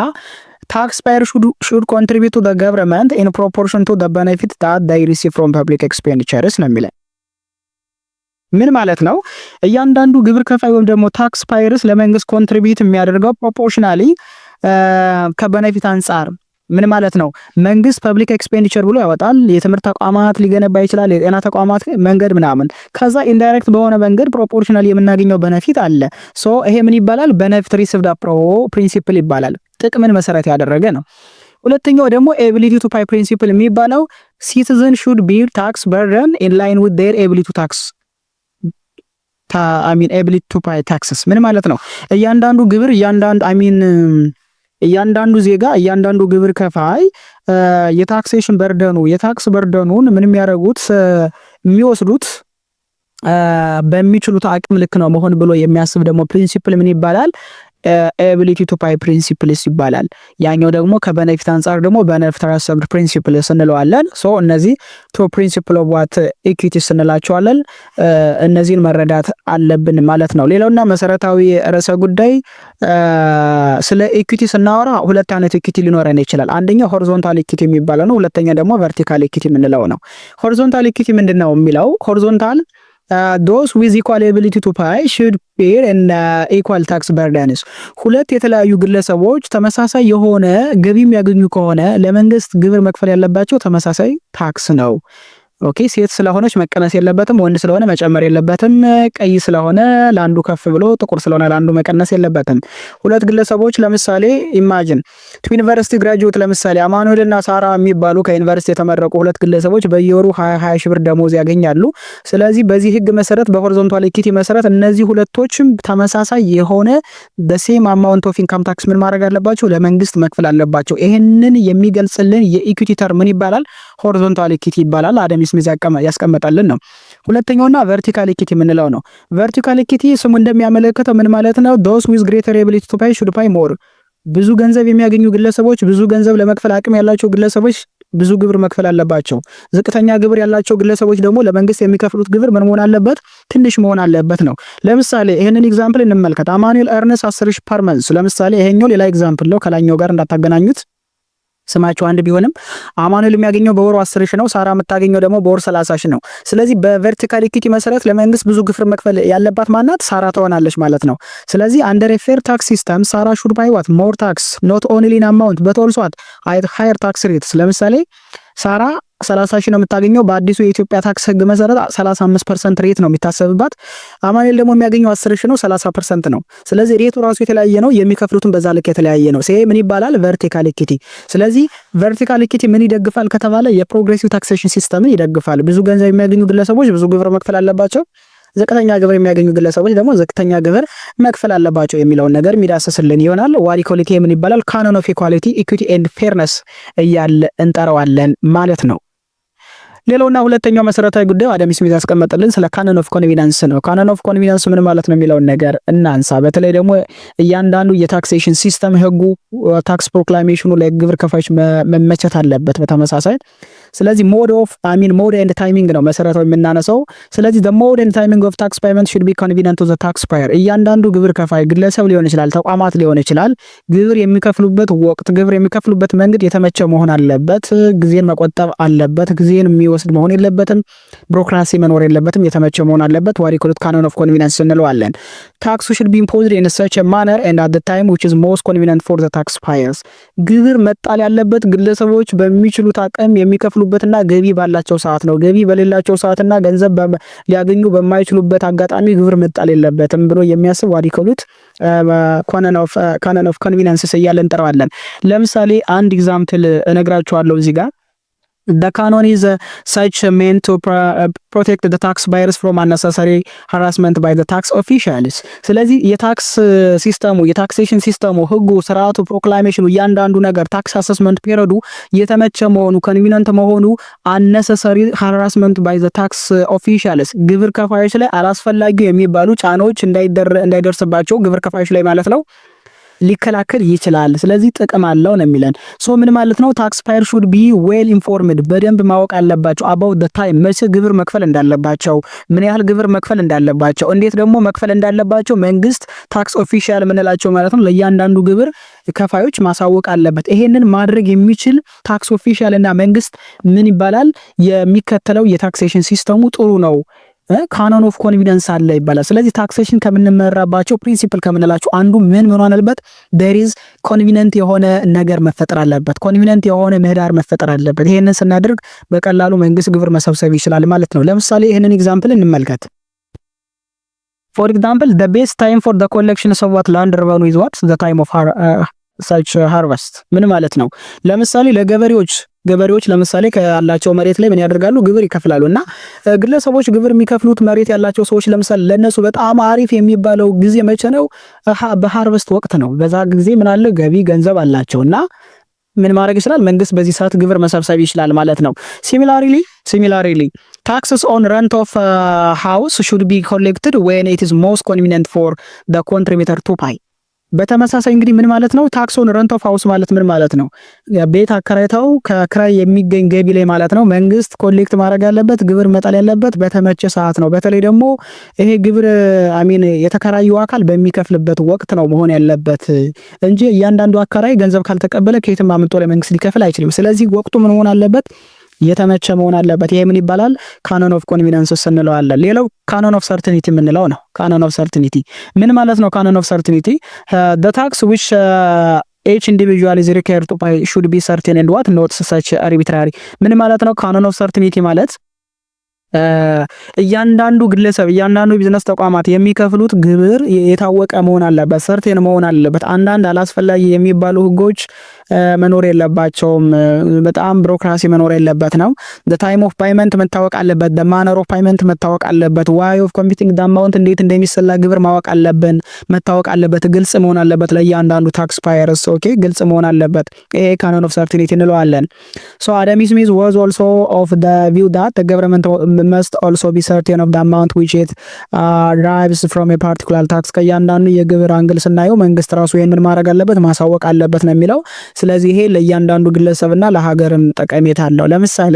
ለምሳሌ ይሄንን ኤግዛምፕል እንመልከት። ስለ ካኖን ኦፍ ሰርቲኒቲ ኤግዛምፕል ነው። ስቱደንት ፓይስ ፊክስድ ቱቴሽን ፊ ኦፍ 10,000 ብር ፐር ሴሚስተር። ለምሳሌ እያንዳንዱ ግለሰብ የቱቴሽን ፊ 10,000 ብር ፐር ሴሚስተር ቢከፈል አሲስቴትድ ባይ ዳ ዩኒቨርሲቲ ያስቀመጠ ከሆነ ማለት ነው በህግ ደረጃ የታወቀ ከሆነ this show that the canon of certainty። ይሄ ምን ያሳያል? ሰርቲኒቲን ያሳያል። ምን ያህል ገንዘብ እንደሚከፈል፣ የት እንደሚከፈል፣ መቼ እንደሚከፈል በግልጽ ያሳያል። ምክንያቱም ምንድነው የሚለው the student knows ለምሳሌ how much to pay ምን ያህል እንደምትከፍል ታውቃለች። ለምሳሌ 10,000 ነው when to pay የት ነው የሚከፈለው? ኦኬ መቼ ነው የሚከፈለው? at the end of the semester ፐር ሴሚስተር ስለሆነ በየሴሚስተሩ ነው የሚከፈለው። and how to pay እንዴት ነው የሚከፈለው? ዩኒቨርሲቲ ጋር በተቀመጠው መሰረት ለዩኒቨርሲቲ ይከፈላል። ስለዚህ ምንም ኮንፊውዝ የሚያደርግ ነገር የለም፣ ሰርፕራይዝ የሚያደርግ ነገር የለም። ስለዚህ ካኖን ኦፍ ሰርቲኒቲ ማለት መንግስት ከእያንዳንዱ ግለሰቦች፣ ከእያንዳንዱ ግብር ከፋዮች፣ ከእያንዳንዱ ተቋማት የሚሰበስበው ግብር አስቀድሞ ማሳወቅ አለበት። የት እንደሚከፍሉ፣ ምን ያህል ገንዘብ እንደሚከፍሉ፣ እንዴት ደግሞ ተሰርቶ እንደመጣና ለማን እንደሚከፍሉ በደንብ ማሳየት አለበት። ይሄንን ግልጽ በሆነ መንገድ አስቀድሞ ካሳወቀ ምን ይባላል? ካኖን ኦፍ ሰርቲኒቲ። እያንዳንዱ ወደፊት የሚደረጉ ነገሮች ሰርቴን ናቸው፣ ማወቅ እንችላለን የሚለውን ነገር አንደርስታንድ ማድረግ አለባችሁ፣ መረዳት አለባችሁ ማለት ነው። ሰብስክራይብ ለምንድን ነው የማታደርጉት? አሁን ማርኩ። ሌላውና መሰረታዊ ርዕሰ ጉዳይ እንግዲህ ስለ ካኖን ኦፍ ኢኮኖሚ እናወራ። አራተኛውና መሰረታዊ የሆነው የአዳም ስሚዝ ፕሪንሲፕል ካኖን ኦፍ ኢኮኖሚ ወይም ደግሞ ኤፊሺየንሲ ኮስት ኢፌክቲቭ እያልን እንጠራዋለን። ሶ ካኖን ኦፍ ኢኮኖሚ ምንድነው የሚለው there is as much as possible minimum cost of administration መኖር አለበት። መንግስት ግብር ለመሰብሰብ በሚያደርገው ሂደት ውስጥ ከፍተኛ ወጪ መውጣት የለበትም። ሚኒመም ኮስት ነው መውጣት ያለበት። ዝቅተኛው ኮስት ነው መውጣት ያለበት። ሚኒመም ኮስት ኦፍ ኮምፕላያንስ ነው። ህግን ስርዓትን በማስከበር ረገድም በተመሳሳይ መንግስት ማውጣት ያለበት ወጪ ዝቅተኛ መሆን አለበት። ኒውትራል ዊዝ ሪጋርድ ቱ ኢፌክት ኦን ታክስ ፓየርስ ዲሲዥን ሜኪንግ ቱ ወርክ ኦር ኮንሱም ኢንቨስት ኤንድ ኒውትራሊቲ የሚባለውም ለዛ ነው። መንግስት አስማቻውስ ፖሲብል ምን መሆን አለበት? ከታክስ ፓየር ዲሲዥን ሜኪንግ አንጻር ኒውትራል መሆን አለበት። ለምሳሌ ቱ ወርክ ስራን የሚያደናቅፍ መሆን የለበትም። ስራን የሚያስተጓጉል መሆን የለበትም። ከኮንሱም አንጻርም በተመሳሳይ ከሴቪንግ አንጻር ከኢንቨስትመንት አንጻር ታክስ ፓየሮች ላይ ምንም አይነት ተጽዕኖ ማሳደር የለበትም። ለምሳሌ ይህንን ኤግዛምፕል ስለ ካኖን ኦፍ ኢኮኖሚ ስናወራ ስለ ኮስት ኢፌክቲቭ ነው። መንግስት ግብር ለመሰብሰብ ብሎ ከፍተኛ ወጪ ማውጣት የለበትም። ኢቭን ኢፍ ከሚሰበስበው ግብር በላይ ምንም ወጪ ማውጣት የለበትም። አስማቸስ ሲል ወጪው ዝቅ ብሎ ገቢው ከፍ ማለት አለበት ነው። ይህንን ለምሳሌ ኤግዛምፕል እንመልከት። the tax authority allows taxpayers to pay their tax online instead of traveling to the tax office። እያንዳንዱ ታክስ ፓየር ለመንግስት ግብር የሚከፍሉት በኦንላይን እንዲሆን ለምሳሌ ቢፈቅድ ቢፈቅድ በጣም ብዙ ነገሮችን ሴቭ ያደርጋል። ስለዚህ ምን ያደርጋል? this save both the government administrative cost and what the taxpayer time and money። አንደኛ የግብር ከፋዮችን ጊዜ ይቆጥባል። ኦንላይን ቤታቸው ቁጭ ብለው ይከፍላሉ። ሁለተኛ ገንዘባቸው ለትራንስፖርት የሚያወጡትን የተለያዩ ወጪዎችን ለትራንስፖርት ጋር የተገናኙ ወጪዎችን የሚያወጡትን ይቆጥብላቸዋል። ይሄ ለታክስ ፓየሩ የተመቸ ነው። ለመንግስትም በተመሳሳይ ሰች አድሚኒስትሬቲቭ ኮስት እንዲቀንስ ያደርጋል፣ ኮንትሮል ያደርጋል። ምክንያቱም በየቀበሌው በየወረዳው በየከተማው በጣም ብዙ ሰራተኛዎች መድበን ግብር ለመሰብሰብ በመናደርገው ሂደት በጣም መንግስት ብዙ ወጪ ያወጣል። ቤት ቁጭ ብለን ግን የሆነ ሶፍትዌር ዴቨሎፕ አድርገው መንግስት በዛ ሲስተም መሰረት ግብር እንዲከፍሉ ማድረግ ግን በጣም ወጪን ይቆጥባል። ስለዚህ ይሄ ካኖን ኦፍ ኢኮኖሚ ይባላል። ስለዚህ አደም ስሚዝ ምን ይላል? ግብር ስርዓት ሲወራ የግብር የታክሴሽን ሲስተም ስናወራ ስለ ካኖን ኦፍ ኢኮኖሚ ስለ ኮስት ኢፌክቲቭ ማውራት አለብን ብሎ የሚናገረውም ለዚህ ነው። ይህንን በደንብ አንደርስታንድ ማድረግ አለባችሁ። እነዚህ አራት መሰረታዊ ርዕሰ ጉዳዮችን ማለት ነው። አዲሽናል ፕሪንሲፕልስ ምንላቸው ሌሎቹ ስኮላሮች ያወጧቸው አሉ። ላይክ ፕሮዳክቲቪቲ፣ ኢላስቲሲቲ፣ ዳይቨርሲቲ፣ ሲምፕሊሲቲ፣ ኤክስፔንዲሲ፣ ሶች ቦያንሲ፣ ኮኦርዲኔሽንስ ምንላቸው። ኮኦርዲኔሽን ምንለው እነዚህ ደግሞ በሌሎች ስኮላሮች በሌሎች ኢኮኖሚስቶች የወጡ የካኖን ኦፍ ታክሴሽን ናቸው። የምንመለከታቸው ይሆናል አንድ በአንድ። ለምሳሌ ስለ ሌሎቹ እንመልከት። የመጀመሪያው እንግዲህ የምናገኘው የካኖን ኦፍ ፕሮዳክቲቪቲ ካኖን ኦፍ አዲኬሲ እንለዋለን ብዙ ጊዜ። ሶ ምንድነው ይሄ የሚያወራው? the tax system should be enable the government to collect sufficient tax revenue for the provision of essential public service ነው የሚለው። ምን ማለት ነው? ካኖን ኦፍ ፕሮዳክቲቪቲ ማለት እንግዲህ የአንድ ሀገር የታክሴሽን ሲስተም አስማች አስ ፖሲብል መሆን አለበት። መንግስት የሚሰበስበው ግብር በቂ መሆን አለበት። ሰፊሽንት የሆነ ግብር መሰብሰብ አለበት። ምን ለማድረግ? በተለይ ደግሞ ኢንሴሽናል የሚባሉ ፐብሊክ ሰርቪስን ለማህበረሰቡ ለመስጠት ለማዳረስ መንግስት በቂ የሆነ ረቨኑ መሰብሰብ አለበት። ስለዚህ ካኖን ኦፍ ፕሮዳክቲቪቲ ካኖን ኦፍ አዲኬሲ በቂ የሆነ ገንዘብ መሰብሰብ አለበት ብለው የሚያጠና የምንይዘው የፕሪንሲፕል የምንከተልበት አንዱ መርሃችን ምንድነው? ካኖን ኦፍ ፕሮዳክቲቪቲ መንግስት በቂ የሆነ ግብር ከእያንዳንዱ ግለሰብ መሰብሰብ አለበት የሚል ነው። ሌላው ካኖን ኦፍ ኢላስቲሲቲ ወይም ደግሞ ኢላስቲሲቲ እንግዲህ ኢኮኖሚክስ ላይ ብዙ ጊዜ ታውቁታላችሁ። ስለ ካኖን ኦፍ ኢላስቲሲቲ ስናወራ ስለ ካኖን ኦፍ ፍሌክሲቢሊቲ እያወራን ነው። ፍሌክሲቢሊቲ ማለት ተቀያያሪነት ማለት ነው። ተቀያያሪነት ሶ ታክስ ሹድ ቢ ፍሌክሲብል ኢናፍ ቱ ቢ ኢንክሪዝ ኦር ዲክሪዝ አኮርዲንግ ቱ ዘ ኒድ ኦፍ ዘ ገቨርንመንት። መንግስት እንደየአስፈላጊነቱና እንደ ፍላጎቱ ሊጨምርም ሊቀንስም ይችላል። ስለዚህ ታክስን መቀነስም ያደርጋል፣ ሊቀንስም ይችላል፣ ሊጨምርም ይችላል። ፍሌክሲብል ነው በመንግስት ደረጃ ማለት ነው። ሌላው the government may need funds to face such natural calamities and such other unforeseen contingencies። ምን ማለት ነው? የመንግስት በተለያዩ አጋጣሚዎች ፈንድ ሊያስፈልገው ይችላል። በተለይ ደግሞ አንዳንድ የተፈጥሮ አደጋ ናቹራል ክላይሜትስ ናቹራል ዲዛስተር ሃርሙፉል የሆኑ ነገሮች ሰው ሰራሽና ተፈጥሮ አደጋዎች ሀፕን ሲያደርጉ መንግስት ከእያንዳንዱ ግለሰቦች ገንዘብ ሊሰበስብ ይችላል ግብር ከፍ በማድረግ። ይሄ አንዳንድ የማይታዩ ኮንቲጀንሲ ለመያዝም ሊጠቅመን ይችላል። ምክንያቱም ኮንቲጀንሲ በጣም መጠባበቂያ ገንዘብ ያስፈልጋል አንድ ሀገር። ምክንያቱም ነገ አንድ ናቹራል ዲዛስተር ሀፕን ቢያደርግ ገንዘብ ከሌለ ኮንቲጀንሲ ከሌለ መንግስት ካዝና ውስጥ ያልተቀመጠ ገንዘብ ከሌለ መንግስት ካዝና ውስጥ ያልተቀመጠ ገንዘብ ከሌለ ኢትስ ሶ ማች ዲፊካልት ከባድ ሊሆን ስለሚችል መንግስት አስማች አስ ፖሲብል ምን ማድረግ አለበት? ግብርን እንዳስፈላጊነቱ የግብርን ሬት ከፍም ዝቅም ሊያደርገው ይችላል። የሚሰበስበውን ገንዘብ ከእያንዳንዱ ግለሰብ it may need funds to finance war or development purpose። መንግስት አስፈላጊ ከሆነ ሀገር ስትወረር ለጦርነት ለተለያዩ የጦር መሳሪያ መግዣ ከግለሰቦች ሊሰበስብ ይችላል። ለዲቨሎፕመንት ፐርፐዝም በተመሳሳይ መንግስት ግብር ሊሰበስብ ይችላል። እነዚህን በአስፈላጊነቱ የግብር ሲስተሙን የምንቀያየርበት ምን ይባላል? ካኖን ኦፍ ፕሮዳክቲቪቲ ወይ ካኖን ኦፍ ኢላስቲሲቲ እያል እንጠራዋለን። ሌላውና መሰረታዊ ካኖን ኦፍ ዳይቨርሲቲ ወይም ደግሞ ብሮድ ቤዚንግ የምንለው ነው። ዳይቨርሲቲ የምንለው አንዱ ነው። ታክስ ሹድ ቢ ስፕሬድ ኦቨር አስ ዋይድ አስ ፖሲብል ሴክሽንስ ኦፍ ዘ ፖፑሌሽን ኦር ሴክተር ኦፍ ኢኮኖሚ ቱ ሚኒማይዝ ዘ ኢንዲቪጁዋል ታክስ በርደንስ። እያንዳንዱ ግለሰቦች የሚከፍሉትን ግብር የሚጫንባቸውን እያንዳንዱን በርደን ለመቀነስ በሚደረግ ሂደት ውስጥ መንግስት ምን ማድረግ አለበት? የግብር የሚሰበስብበትን ሴክሽን በጣም ማስፋት አለበት። ላይክ ከቢዝነስ ተቋማት መሰብሰብ አለበት። ለምሳሌ እኛ ብዙ ጊዜ የምናውቀው የኢምፕሎይመንት ኢንካም ታክስ ነው አይደል? ከመቀጠር የሚገኝ ገቢ፣ ነገር ግን ከረንታል ከመሰብሰብ አለበት፣ ከቢዝነስ መሰብሰብ አለበት። ኤክሳይዝ ታክስ፣ ቫት፣ ካስተም ዲዩቲ ታክስ የምንላቸው በብዙ አቅጣጫ መንግስት ምን ማድረግ አለበት? ግብር መሰብሰብ አለበት። የኢትዮጵያ መንግስት ናዊዴይስ እንደዚህ አይነት ነገሮችን በህግ ደረጃ አሜንድ አድርጎ እየሰራበት ይገኛል። ጥሩ ነው። የመንግስትን ገቢ ከፍ ያደርጋሉ። ሶ ባጭሩ ምን ማለት ነው? ስለ ካኖን ኦፍ ዳይቨርሲቲ ስናወጣ ኢምፕላይዝ ዘ ታክስ ሲስተም ሹድ ቢ ዋት ዳይቨርስ ኢን ኔቸር። በተፈጥሮ የአንድ ሀገረ መንግስት የታክሴሽን ሲስተም ዳይቨርስ መሆን አለበት፣ በጣም የተለያየ መሆን አለበት ነው። ስለዚህ መልቲፕል የሆነ የታክስ ሲስተም መከተል አለብን። ሁሌ ከመቀጠር የሚገኝ ገቢ ላይ ብቻ ማተኮር የለብንም። ቢዝነስ ኢንካም ታክስ ማተኮር አለብን። ረንታል ኢንካም ታክስ፣ ዲቪደንድ ላይ ማተኮር አለብን። በጣም ካፒታል ጌን ላይ ማተኮር አለብን። እነዚህ ነገሮችን በደንብ ስንሰራበት ዋሪ ኮሌት ካኖን ኦፍ ዳይቨርሲቲ ወይም ደግሞ መልቲፕል ታክስ ሲስተም። ስለዚህ ካኖን ኦፍ ዳይቨርሲቲ በቀላል አማርኛ አንድ ሀገር መልቲፕል የሆነ የታክሴሽን ሲስተም ሊኖራት ይገባል ብሎ የሚያስብ የፕሪንሲፕል አይነት ካኖን ኦፍ ዳይቨርሲቲ እንለዋለን። ሌላውና መሰረታዊ ጉዳይ ደግሞ ስለ ካኖን ኦፍ ሲምፕሊሲቲ እናወራለን። ምን ማለት ነው? የታክስ ሲስተም should be easy understood by the average taxpayers as much as possible። በአንድ ሀገር ውስጥ የሚከፍሉ ግብር ከፋዮች የአንድን ሀገር የታክስ ሲስተም በተቻላቸው መጠን ቢያንስ አቬሬጁ ታክስፓየር በቀላሉ ምን ማድረግ አለበት? አንደርስታንድ ማድረግ አለባቸው። እንደምታውቁት ኢትዮጵያ ውስጥ ግብር ከፋዮች አብዛኛው ግብር ከፋይ ድርጅት አለው፣ ሀብታም ናቸው። ነገር ግን ስለ ግብር አሰራር አያውቁም። ግብር ምን ያህል እንደሚከፍሉ አያውቅም። ሲስተሙ ምን እንደሚመስል አያውቁም። ይሄ ደግሞ ችግር አለ። ስለዚህ ካኖን ኦፍ ሲምፕሊሲቲ መኖር አለበት። የአንድ ሀገር የታክሴሽን ሲስተም በጣም ስፖስቲኬትድ መሆን የለበትም፣ ሲምፕል መሆን አለበት። ሰዎች ሊገባቸው በሚችል መንገድ ህጉ መውጣት አለበት፣ አሜንድ መደረግ አለበት የሚለውን የሚያይልን የፕሪንሲፕል አይነት ካኖን ኦፍ ሲምፕሊሲቲ እንለዋለን። ሌላው ካኖን ኦፍ ሰች ኤክስፔንዲሲ የምንለው ነው። ካኖን ኦፍ ሰች ኤክስፔንዲሲ ምን ማለት ነው? ታክስ ሹድ ቢ ሌቭድ አፍተር ኮንሲደሪንግ ኦል ፋቮሬብል ኤንድ አንፋቮሬብል ፋክተርስ ፍሮም ዲፈረንት አንግልስ ነው የሚለን። ምን ማለት ነው? መንግስት ከእያንዳንዱ ግብር ከፋዮች ግብር የሚሰበስበው መሰብሰብ ያለበት በተቻለ መጠን ፋቮሬብልና አንፋቮሬብል የሚንሉ ፋክተሮችን አይቶ ነው። ከዲፈረንት አንግል መመዘን አለበት። ኦኬ፣ ምቹ መሆን አለበት። ኤክስፔንዲስ የምንለው እሱን ነው፣ ምቹ መሆን አለበት ነው።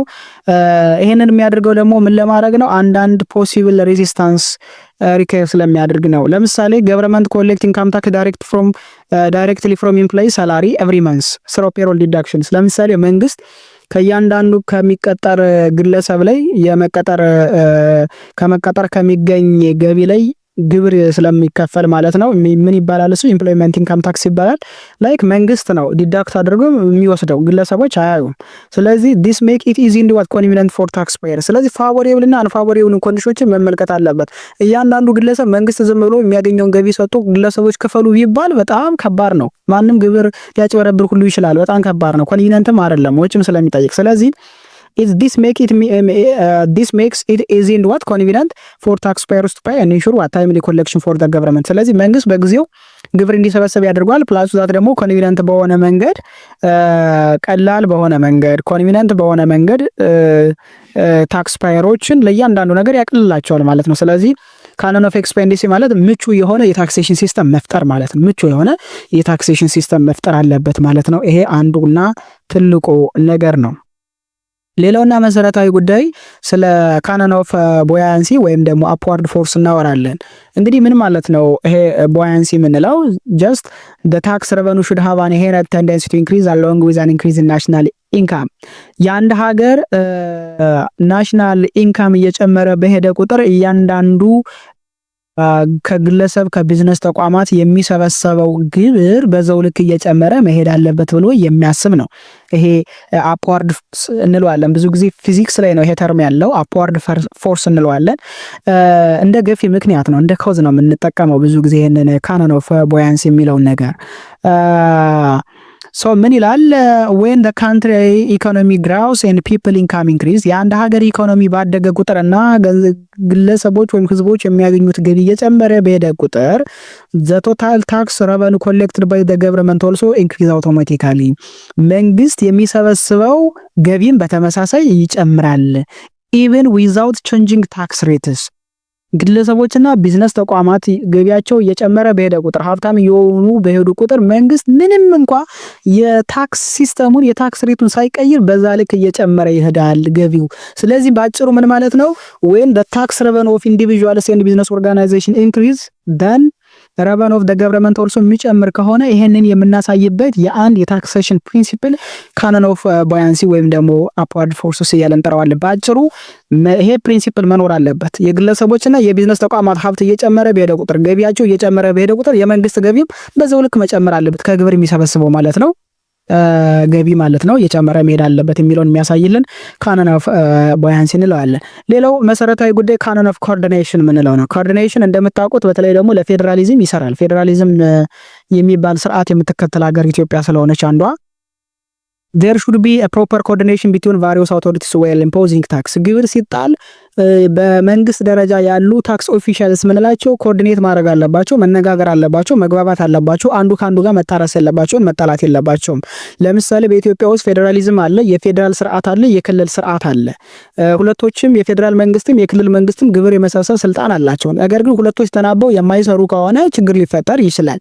ስለዚህ ኮኦርዲኔሽን መኖር አለበት ማለት ነው። ትብብር መኖር አለበት ማለት ነው። በጋራ መስራት በጋራ ማደግ የሚባል ነገር መኖር አለበት። ሶ the federal and regional tax authorities in Ethiopia work together to avoid double taxations ተመሳሳይ የሆነ ግብር ላይ ከአንድ ግለሰብና ከአንድ ተቋም መሰብሰብ ስለሌለባቸው ኮኦርዲኔት ማድረግ አለባቸው ማለት ነው። ይሄንን ደግሞ ኢንፎርሜሽን ሼር መደራረግ አለባቸው። በዚህ ሂደት ምን ይፈጠራል? ታክስ ሲስተሙ ፌር ኤንድ ኢፊሽንት ይሆናል ማለት ነው። ሶ ለፌዴራል መንግስት ግብር መክፈል ያለባቸው ለፌዴራል መንግስት ግብር መክፈል አለባቸው። ለክልል መንግስታት ግብር መክፈል ያለባቸው ደግሞ ለክልል መንግስታት ምን ማድረግ አለባቸው? ግብር መክፈል አለባቸው። ስለዚህ ይሄን ለማድረግ ደግሞ በአንድ ሀገር ውስጥ የታክሴሽን ሲስተም ውስጥ ምን ማለት አለበት? ግዴታ ካኖን ኦፍ ኮኦርዲኔሽን መኖር አለበት ማለት ነው። ይሄንን በዚህ መንገድ አንደርስታንድ ማድረግ አለብን። ለምንድን ነው የማታደርጉት? አሁን ማርኩ። ሌላውና መሰረታዊ የርዕሰ ጉዳይ በዚህ ቻፕተር የምንመለከተው ክላሲፊኬሽን ኦፍ ታክስ ነው። ስለ ክላሲፊኬሽን ኦፍ ታክስ እናወራለን በዛሬው ቪዲዮ ላይ። እንግዲህ እንደምታውቁት ታክስን በብዙ መንገድ መክፈል እንችላለን። የመጀመሪያው ክላሲፊኬሽን ኦፍ ታክስ ቤዝድ ኦን ታክስ ቤዝ ነው። ከታክስ ቤዝ አንጻር ኢንካም ታክስ ብለን ልንከፍል እንችላለን። ታክስ ቤዝ ማለት እያንዳንዱ አማውንት ወይም ገቢ ኢንካም ነው፣ ግብር የሚቆረጥበት ነው። ይሄኛው ታክስ ቤዝ የሚባለው መነሹ ቤዙ አማውንቱ ኢንካሙ ነው። ስለዚህ የመጀመሪያው ኢንካም ታክስ ነው። ላይክ አር ታክስ ሌቭድ ኦን ኢንካም ኦፍ ፐርሰንስ ኦር ቢዝነስስ ሶ ዌን ዘ ገቨርንመንት አር ኮሌክት ሰች አማውንት ዋት ታክስ ፍሮም ኢንዲቪጁዋልስ ኦር ፐርሰንስ ኦር ቢዝነስ ኦርጋናይዜሽን ከሚያገኙት ገቢ ላይ ኢንካም ታክስ እንለዋለን። ሁለተኛው ፕሮፐርቲ ታክስ ነው። ከሀብታችን ላይ ከንብረት ላይ ከፊክስድ አሴት ላይ የሚሰበሰብ ገንዘብ ነው።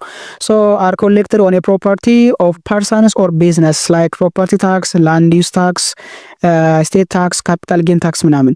ይሄ ደግሞ እያንዳንዱ ግለሰብና ተቋማት ካላቸው ንብረት ላይ ንብረታቸውን ሲሸጡ ወይ ሲያከራዩ ወይ ደግሞ የሆነ ነገር ሲያደርጉ የሚሰበሰብ የገንዘብ ግብር ምን ይባላል? ፕሮፐርቲ ታክስ ይባላል። ይሄኛው ኢንካም ታክስ ደግሞ ግለሰቦች ከሚያገኙት ገቢ ለምሳሌ ኢምፕሎይመንት ኢንካም ታክስ፣ ቢዝነስ ኢንካም ታክስ፣ ረንታል ኢንካም ታክስ እያል መዘርዘር እንችላለን።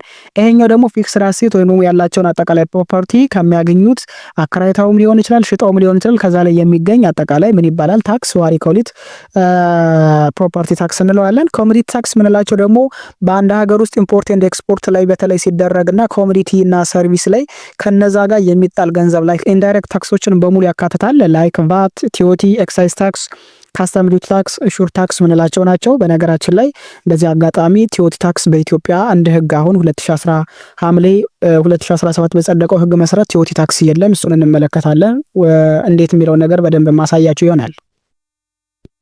ሌላው ቤዝድ ኦን ታክስ ዲተርሚናንት ታክስን መክፈል እንችላለን። በቤዝድ ኦን ታክስ ዲተርሚናንት ላይክ ስፔሲፊክ ብለን ታክስ ቤዝድ ኦን ኳንቲቲ ኦፍ አን አይተም በአንድ ኳንቲቲ ለምሳሌ ኤክሳይዝ ታክስ ኦን ዋይን፣ ሲጋሬስ ምናምን ይሄ በስፔሲፊክ ደረጃ ኤክሳይዝ ታክስ ለምሳሌ ኤክሳይዝ ታክስ መመልከት እንችላለን። ኤክሳይዝ ታክስ ብዙ ጊዜ የሚጣለው ምን ላይ ነው? ላይክ ሌክዠሪ ፕሮዳክቶች እና ሃርሙፉል የሆኑ ፕሮዳክቶች ላይ ነው። ለምሳሌ ወይን፣ ሽቶ፣ ሲጋራ፣ ጋዞሊን ምናምን የምንላቸው ሀሺሽ፣ ተንባኮ የምንላቸው ላይ መንግስት ሽሻ ወይም ደግሞ ሀሺሽ የምንለው እዛ ጋር መንግስት ምን ያደርጋል? ግብር ይጥላል። ይሄ ኤክሳይዝ ታክስ ነው። ስፔሲፊክ አንዳንድ ስፔሲፊኮች አሉ። ሌላው ደግሞ ሰች አድ ቫሎር የሚባል አለ። ታክስ ቤዝድ ኦን ቫልዩ ኦፍ አን አይተም በቫሊዩ ደረጃ ደግሞ የምንጥለው ነው። ላይክ ሪል ስቴት ታክስ፣ ቫሊዩ አደር ታክስ ደግሞ የሆነ አገልግሎት ሰጠን የሆነ ስራ ሰርተን ሰርቪስ ሰጠን እዛ ላይ ቫሊዩ አድ አድርገን የምንሰጥ ከሆነ እዛ ቫሊዩ ላይ የሚጣል ግብር ምን ይባላል? ሰች አድ ቫሎሬም ይባላል ወይም ደግሞ ታክስ ፔይድ ኦን ዘ ቫሊዩ ኦፍ ዘ አን አይተም ይባላል። ይሄንን አንደርስታንድ ማድረግ እንችላለን። ሌላው ቤዝድ ኦን ሁ ቢር ዘ በርደን የታክስ በርደኑ ማን ላይ ነው የሚመጣ የሚለው ከዛ አንግል ደግሞ ሶስተኛውና መሰረታዊ ጉዳይ ደግሞ ቤዝድ ኦን ሁ ቢር ዘ በርደን ማን ነው በርደኑን የታክስ በርደኑን የሚወስደው ከሚለው አንግል ደግሞ ታክስን በሶስት መንገድ ምን ማድረግ እንችላለን? መክፈል እንችላለን። እንመልከት እስኪ። ለምሳሌ ዳይሬክት ታክስ አንዱ ነው። ሶ ታክስ which is demanded from the person who also shoulders the burden of the tax or tax with the taxpayer cannot shift to another እንግዲህ የታክስ በርደንን ቢር በማድረግ ሂደት ውስጥ ዳይሬክት ታክስ አንዱን በርደኑን በቀጥታ ምን የሚደረግ ነው የሚያርፍብን ግብር ከፋዩ ላይ ነው። ስለዚህ ግብር ከፋዩ ወደ ሌላ ግለሰብ ምን ማድረግ አይችልም? ሽፍት ማድረግ አይችልም። ዳይሬክት ታክስ ለምሳሌ እኔ ከመቀጠር የማገኘው ገቢ ላይ መንግስት ግብር ይጥላል። እኔ ወደ ሌላ ግለሰብ ይሄንን ታክስ ምን ማድረግ አይችልም? ሽፍት ማድረግ አልችልም። ይሄ ቤዝድ ኦን ሁ ቢር ዘ በርደን ከሚለው አንግል ዳይሬክት ብለን እንከፍላለን። the impact and incidence of which the fail on the same person የታክስ ኢንሲደንሱም የታክስ ኢምፓክቱም አንድ ግለሰብ ብቻ ላይ ነው የሚያርፈው። ለምሳሌ ኢንካም ታክስን መመልከት እንችላለን። ከኢንካም ታክስ ለምሳሌ ከአንድ ግለሰብ ወደ ሌላ ግለሰብ ሽፍት ማድረግ አንችልም። ይሄ ዳይሬክት ታክስ ይባላል። ሁለተኛው ኢንዳይሬክት የምንለው ነው። ኢንዳይሬክት የምንለው ደግሞ በአንድ ግለሰብ ላይ የተጣለውን ግብር ከአንዱ ግለሰብ ወደ ሌላ ግለሰብ ሽፍት ማድረግ የምንችል ከሆነ ምን ይባላል? ታክስ ዋሪኮሊት ኢንዳይሬክት ታክስ እንለዋለን ማለት ነው። ይሄ አንዱ ነው። the impact and incidence of which fall on different persons በተለያዩ ግለሰቦች ላይ ነው። ኢምፓክቱ ለምሳሌ አንድ ግለሰብ ላይ ሊደርስ ይችላል። ኢንሲደንሱ ግን በጣም ብዙ ተቋማት ላይ ወይም ግለሰቦች ላይ ሊሄድ ይችላል። ለምሳሌ ቫትን መመልከት እንችላለን። ለምሳሌ ቫት የሚከፍሉ ድርጅቶች እነሱ ጋር ኢምፓክቱ አለ። ኢንሲደንሱ ግን ኮንሱመሩ ላይ ነው የሚመጣ። የመጨረሻው ተጠቃሚ ነው ቫት የሚከፍለው። ስለዚህ ታክሱ ምን ማድረግ እንችላለን? እዚህ ጋር ትራንስፈር ማድረግ እንችላለን፣ ሽፍት ማድረግ እንችላለን ከአንዱ ተቋም ወደ አንዱ ተቋም ማለት ነው። ይሄ ምን ይባላል? ኢንዳይሬክት ታክስ እንላለን። በደንብ የምንመለከታቸው ይሆናል። እስኪ ክላሲፊኬሽንስ ኦፍ ታክስ ቤዝድ ኦን ኔቸር ኢትዮጵያ በኢትዮጵያ አንግል ቤዝድ ኦን ኔቸር ማለት ቅድም ያየነው ሁ ቢርስ the burden of the tax የታክስ በርደኑ ማን ጋር ነው የሚያርፈው ከሚለው አንግል ጋር ተመሳሳይ ስለሆነ ችግር የለውም። ኤኒዌይስ ግን ክላሲፊኬሽንስ ኦፍ ታክስ ቤዝድ ኦን ኔቸር ኢን ኢትዮጵያ እንዴት ይከፈላል የሚለውን ነገር እንመልከት። ስለዚህ the tax system in Ethiopia is broadly categorized based on various factors በተለያዩ ፋክተሮች እንግዲህ ታክስ ሲስተም በኢትዮጵያ ያለው መክፈል እንችላለን። ብሮድሊ ላይ ለምሳሌ based on nature of the tax, based on the entity imposing the tax and the purpose of the tax ግብር ከሚሰበሰብበት ጥቅምና ዓላማ አንጻር ከመሰረታዊ ከኖርማሊ በተፈጥሮ ደግሞ በርደኑ ማንጋ ነው ከሚያርፈው ማንጋ ነው የሚሄደው ከሚለው አንግል እንዲሁም ደግሞ entity imposing the tax ግብር ኢምፖዝ ከሚያደርጉ አካላት አንጻር ግብርን ክላሲፋይ ማድረግ እንችላለን።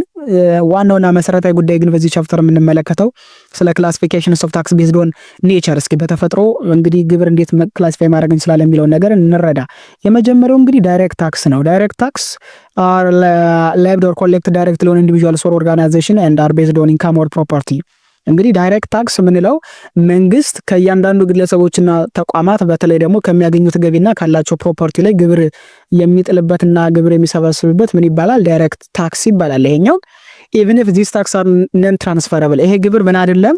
ትራንስፈረብል አይደለም፣ ነን ትራንስፈርም ነው። አንዱ ግለሰብ ወደ ሌላ ግለሰብ፣ አንዱ ተቋም ወደ ሌላ ተቋም የተጣለበትን ግብር ሽፍት ማድረግ አይችልም፣ ትራንስፈር ማድረግ አይችልም። the burden cannot be shifted to another party በርደኑ የታክሱ ጫናው ከአንዱ ተቋም ወደ ሌላ ተቋም ከአንዱ ግለሰብ ወደ ሌላ ግለሰብ ሽፍት ማድረግ አንችልም። ለምሳሌ እኔ ከማገኘው ኢንካም ላይ ከደሞዜ መንግስት ግብር ከጣለኔ ጋር እኔ ወደ ሌላ ግለሰብ የተጣለብኝን የግብር ጫና ትራንስፈር ማድረግ አልችልም፣ ሽፍት ማድረግ አልችልም። ይሄ ዳይሬክት ታክስ ይባላል። ስለዚህ the Ethiopian tax proclamation provides for the taxation of income in accordance with the following schedule ለሚለን በኢትዮጵያ የዳይሬክት ታክስ ስኬጁልስ ምንላቸው አሉ። መሰረታዊ የሚባሉ 5 ስኬጁሎች እነሱን አንደርስታንድ እናረጋለን። እንግዲህ ከዳይሬክት ታክስ ውስጥ ማለት ነው መሰረታዊ የሚባሉት ምን ነገሮች ናቸው የሚለውን ነገር እናያለን። ይሄ መሰረታዊ የሚባሉ ስኬጁል ኤ፣ ስኬጁል ቢ፣ ስኬጁል ሲ፣ ስኬጁል ዲ ኤንድ ኢ ብለን ብዙ ጊዜ እንጠራቸዋለን።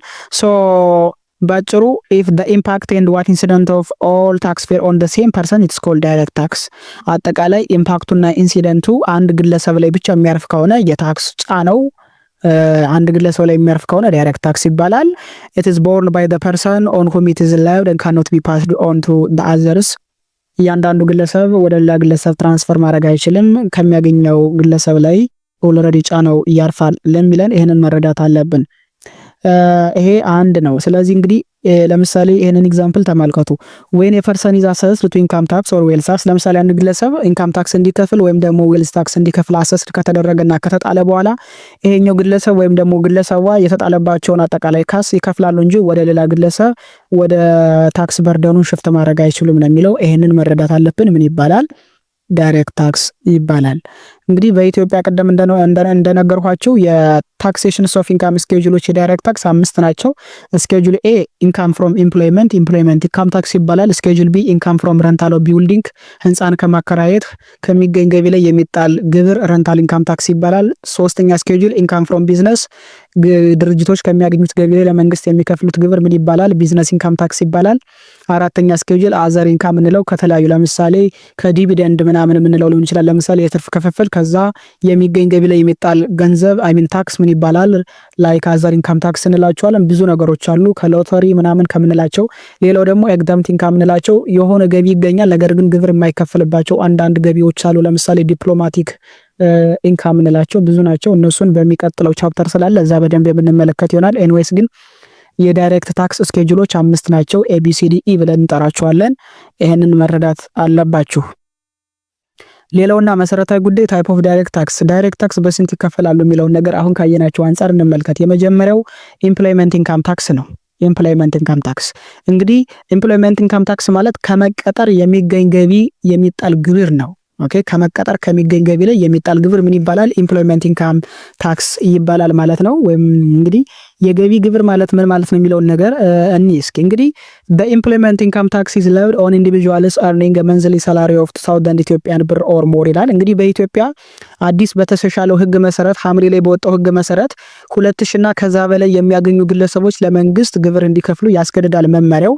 ከዚህ በፊት የነበረው 600 ብር እና ከዛ በላይ የሚያገኙ ግለሰቦች ለመንግስት ግብር መክፈል አለባቸው ነበር የሚለው። ሐምሌ ላይ የተሻሻለው ህግ ግን ምንድነው የሚለው? 2000 ብርና ከዛ በላይ የሚያገኙ ግለሰቦች ለመንግስት ግብር እንዲከፍሉ ይገደዳሉ። የሚከፍሉት ግብር ደግሞ ከሚያገኙት መንዝሊ ሳላሪ ወይም ደግሞ ወራዊ ደሞዝ ነው። ስለዚህ አንድ ግለሰብ ወራዊ ደሞዙ 2000 ብርና ከዛ በላይ ከሆነ የሚከፍለው የግብር አይነት ምን ይባላል? ኢምፕሎይመንት ኢንካም ታክስ ይባላል። ወይም ደግሞ ከመቀጠር የሚገኝ ገቢ ላይ የሚጣል ግብር፣ የስራ ግብር፣ የገቢ ግብር እያልን ብዙ ጊዜ እንጠራዋለን ማለት ነው። ሁለተኛውና መሰረታዊ ርዕሰ ጉዳይ ደግሞ ሶርስ ኦፍ ታክሰብል ኢንካም ምን ነገሮችን ያካትታል የሚለውን ነገር እኔ አንደኛ ሳላሪ ነው። ከደሞዝ የሚገኝ ገቢ፣ ዌጅስ ከክፍያ አንዳንድ ክፍያ ፐርማነንት ኤምፕሎይስ ካልሆነ ለምሳሌ ከዚህ ሊቆረጥ ይችላል። አሎዋንስ አብል የምንለው ለምሳሌ ፖዚሽን አሎዋንስ፣ ትራንስፖርት አሎዋንስ፣ ሃውስ አሎዋንስ የምንላቸው ዴዘርት ምናምን በእርግጥ ነን ታክሰብል አሎዋንሶች አሉ እዚህ ውስጥ ግን ብቻ ከብዙ አንግል ከአሎዋንስ ከአብል የሚከፈል ከሆነ አብሉ ታክሴብል ሊሆን ይችላል። ሌላውና መሰረታዊ ጉዳይ ደግሞ ኦቨርታይም ነው። የትርፍ ሰዓት ክፍያ እያንዳንዱ ግለሰብ ሰርቶ ከሆነ ይህም በተመሳሳይ ታክሰብል ነው። ስለዚህ ሶርስ ኦፍ ታክሰብል ኢንካምስ የምንላቸው ከነዚህ መሰረታዊ ነገሮች ሊሰበሰብ ይችላል ሊገኝ ይችላል ማለት ነው። ዘ ኢምፕሎይመንት ኢንካም ታክስ አሱሚንግ ዘ ፕሮግሬሲቭ ታክስ ሬትስ ዊች ኢንሹር ሃይ ኢንካም አርነት ፓይ ላርጅ ፐርሰንቴጅ ነው የሚለን። እንግዲህ የኢትዮጵያ መንግስት የሚከተለው የታክሴሽን ሲስተም የፕሮግሬሲቭ ታክስ ሲስተም ነው። ምን ማለት ነው? ከፍተኛ ኢንካም ጀነሬት የሚያደርጉ ተቋማትና ግለሰቦች ከፍተኛ የሆነ የታክስ ሬት ፐርሰንቴጅ ታክስ ከፍተኛ የሆነ ግብር መክፈል አለባቸው የሚለው። ስለዚህ ይሄ ምን ይባላል? ኢምፕሎይመንት ኢንካም ታክስ። ለምሳሌ 2000 ብር የሚያገኝ ግለሰብ ግብር እንደማይከፍል ተናግሬያለሁ ቅድም። ለምሳሌ ከ2000 እስከ 4000 የሚያገኙ ግለሰቦች ደሞዝ የሚበሉ ማለት ነው 15% ይከፍላሉ ለመንግስት። 14000 ብርና ከዛ በላይ ደግሞ ለመንግስት ገቢ የሚያገኙ ግለሰቦች ደግሞ ለመንግስት 35% ግብር ይከፍላሉ። ስለዚህ ኢንካማችን እየጨመረ በሄደ ቁጥር ለመንግስት የምንከፍለውም ግብር እንደሚታሰብን ሬቱን በዛ ልክ እየጨመረ እንደሚሄድ እዚህ ጋር አንደርስታንድ ማድረግ አለብን። የመጀመሪያው ታይፕ ኦፍ ዳይሬክት ታክስ ኢምፕሎይመንት ኢንካም ታክስ እንለዋለን። ሁለተኛውና መሰረታዊ ርዕሰ ጉዳይ ቢዝነስ ኢንካም ታክስ የምንለው ነው። እንግዲህ ቢዝነስ ኢንካም ታክስ የምንላቸው ደግሞ በተቋም ደረጃ ያሉትን ነው።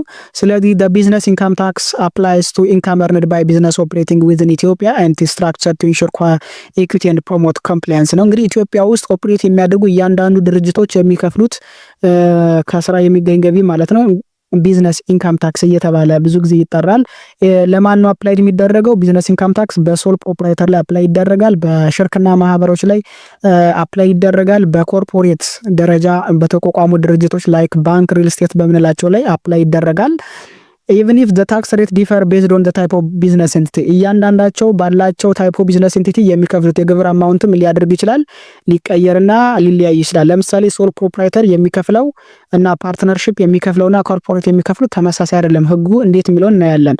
ሶ ፎር አን ኢንኮርፖሬትድ ፕሮግሬሲቭ ታክስ ሬት ሬንጂንግ ፍሮም 0 to 35% አፕላይ ይደረጋል ቤዝድ ኦን ታክሰብል ኢንካም። ለምሳሌ ሶል ፕሮፕራይተር ምንላቸው ፓርትነርሺፕ ምንላቸው ከ0 እስከ 35 ከሚያገኙት ገቢ ላይ በፕሮግሬሲቭ ታክስ ሲስተም ግብር ይከፍላሉ በአመት አንዴ።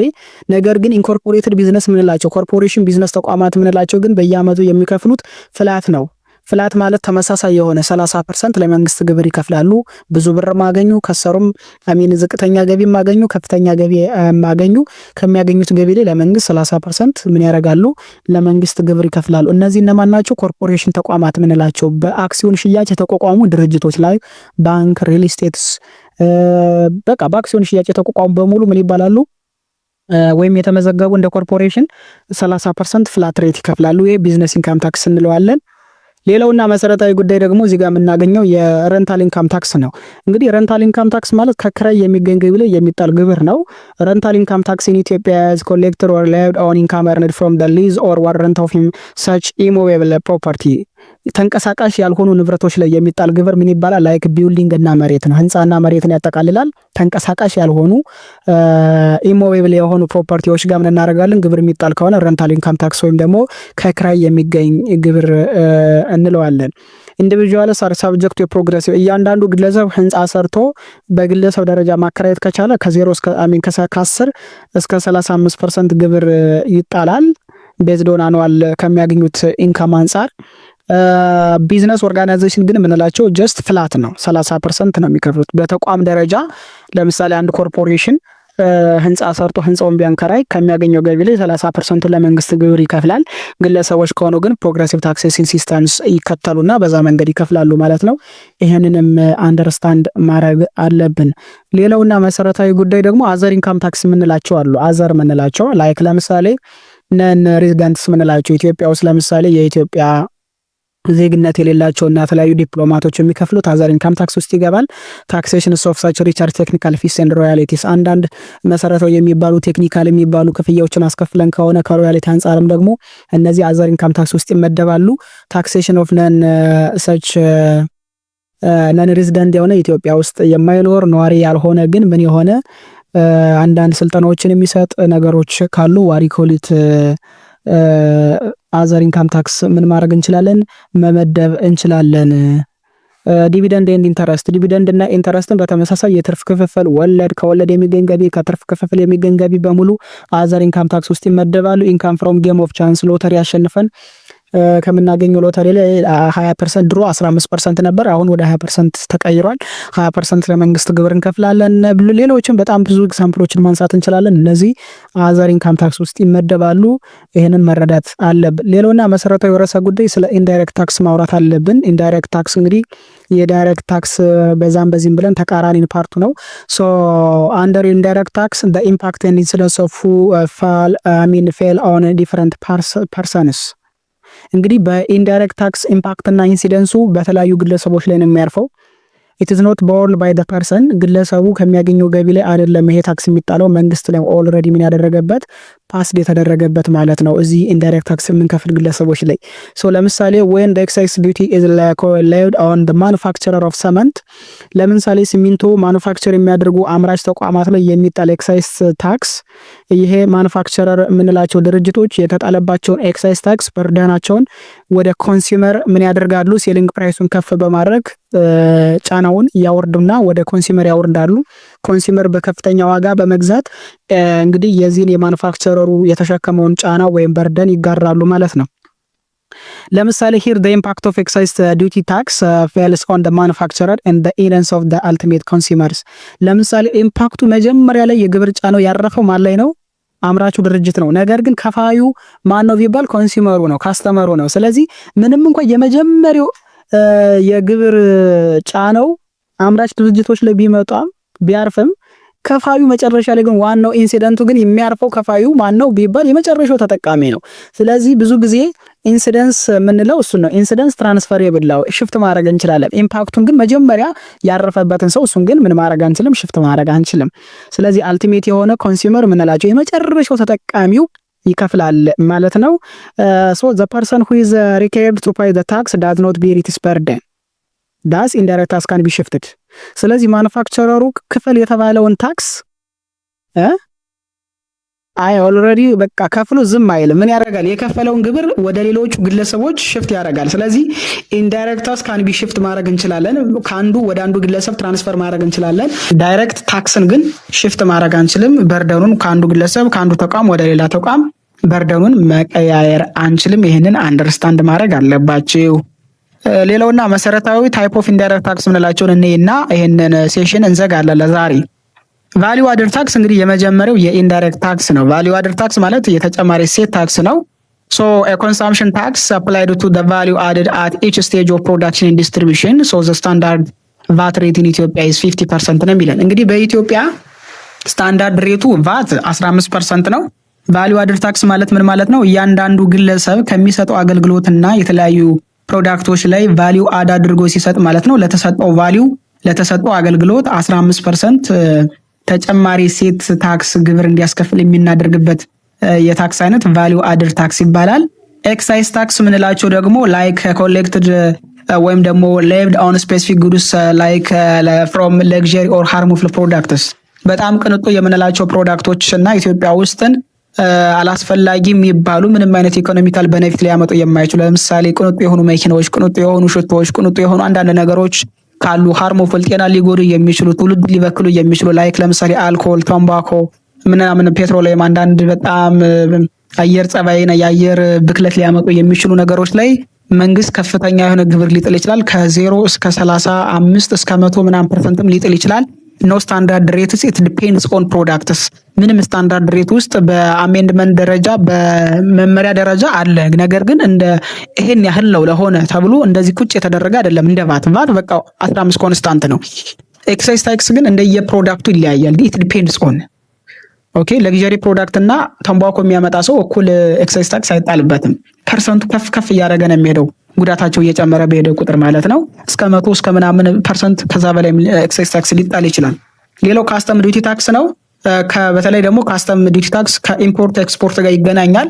ታክስ ኢምፖዝድ ኦን ኢምፖርትድ ጉድስ ቱ ፕሮቴክት ዶሜስቲክ ኢንዱስትሪስ ኤንድ ጀነሬቲንግ ሰች አማውንት ዋት ረቨኑ ፎር ገቨርንመንት የሀገር ውስጥ አምራች ድርጅቶችን ምን ለማድረግ ፕሮቴክት ለማድረግ ለመጠበቅና ለማበረታታት እንዲሁም ደግሞ ከውጭ ኢምፖርት የሚያደርጉ ግለሰቦችን ምን ለማድረግ እነሱን ደግሞ ከፍተኛ ግብር በመጣል የሃርድ ከረንሲ እጦታችንን ምን ለማድረግ ፕሮቴክት ለማድረግ ምክንያቱም ሰው ኢምፖርት ባደረገ ቁጥር ሃርድ ከረንሲ ይወስዳል።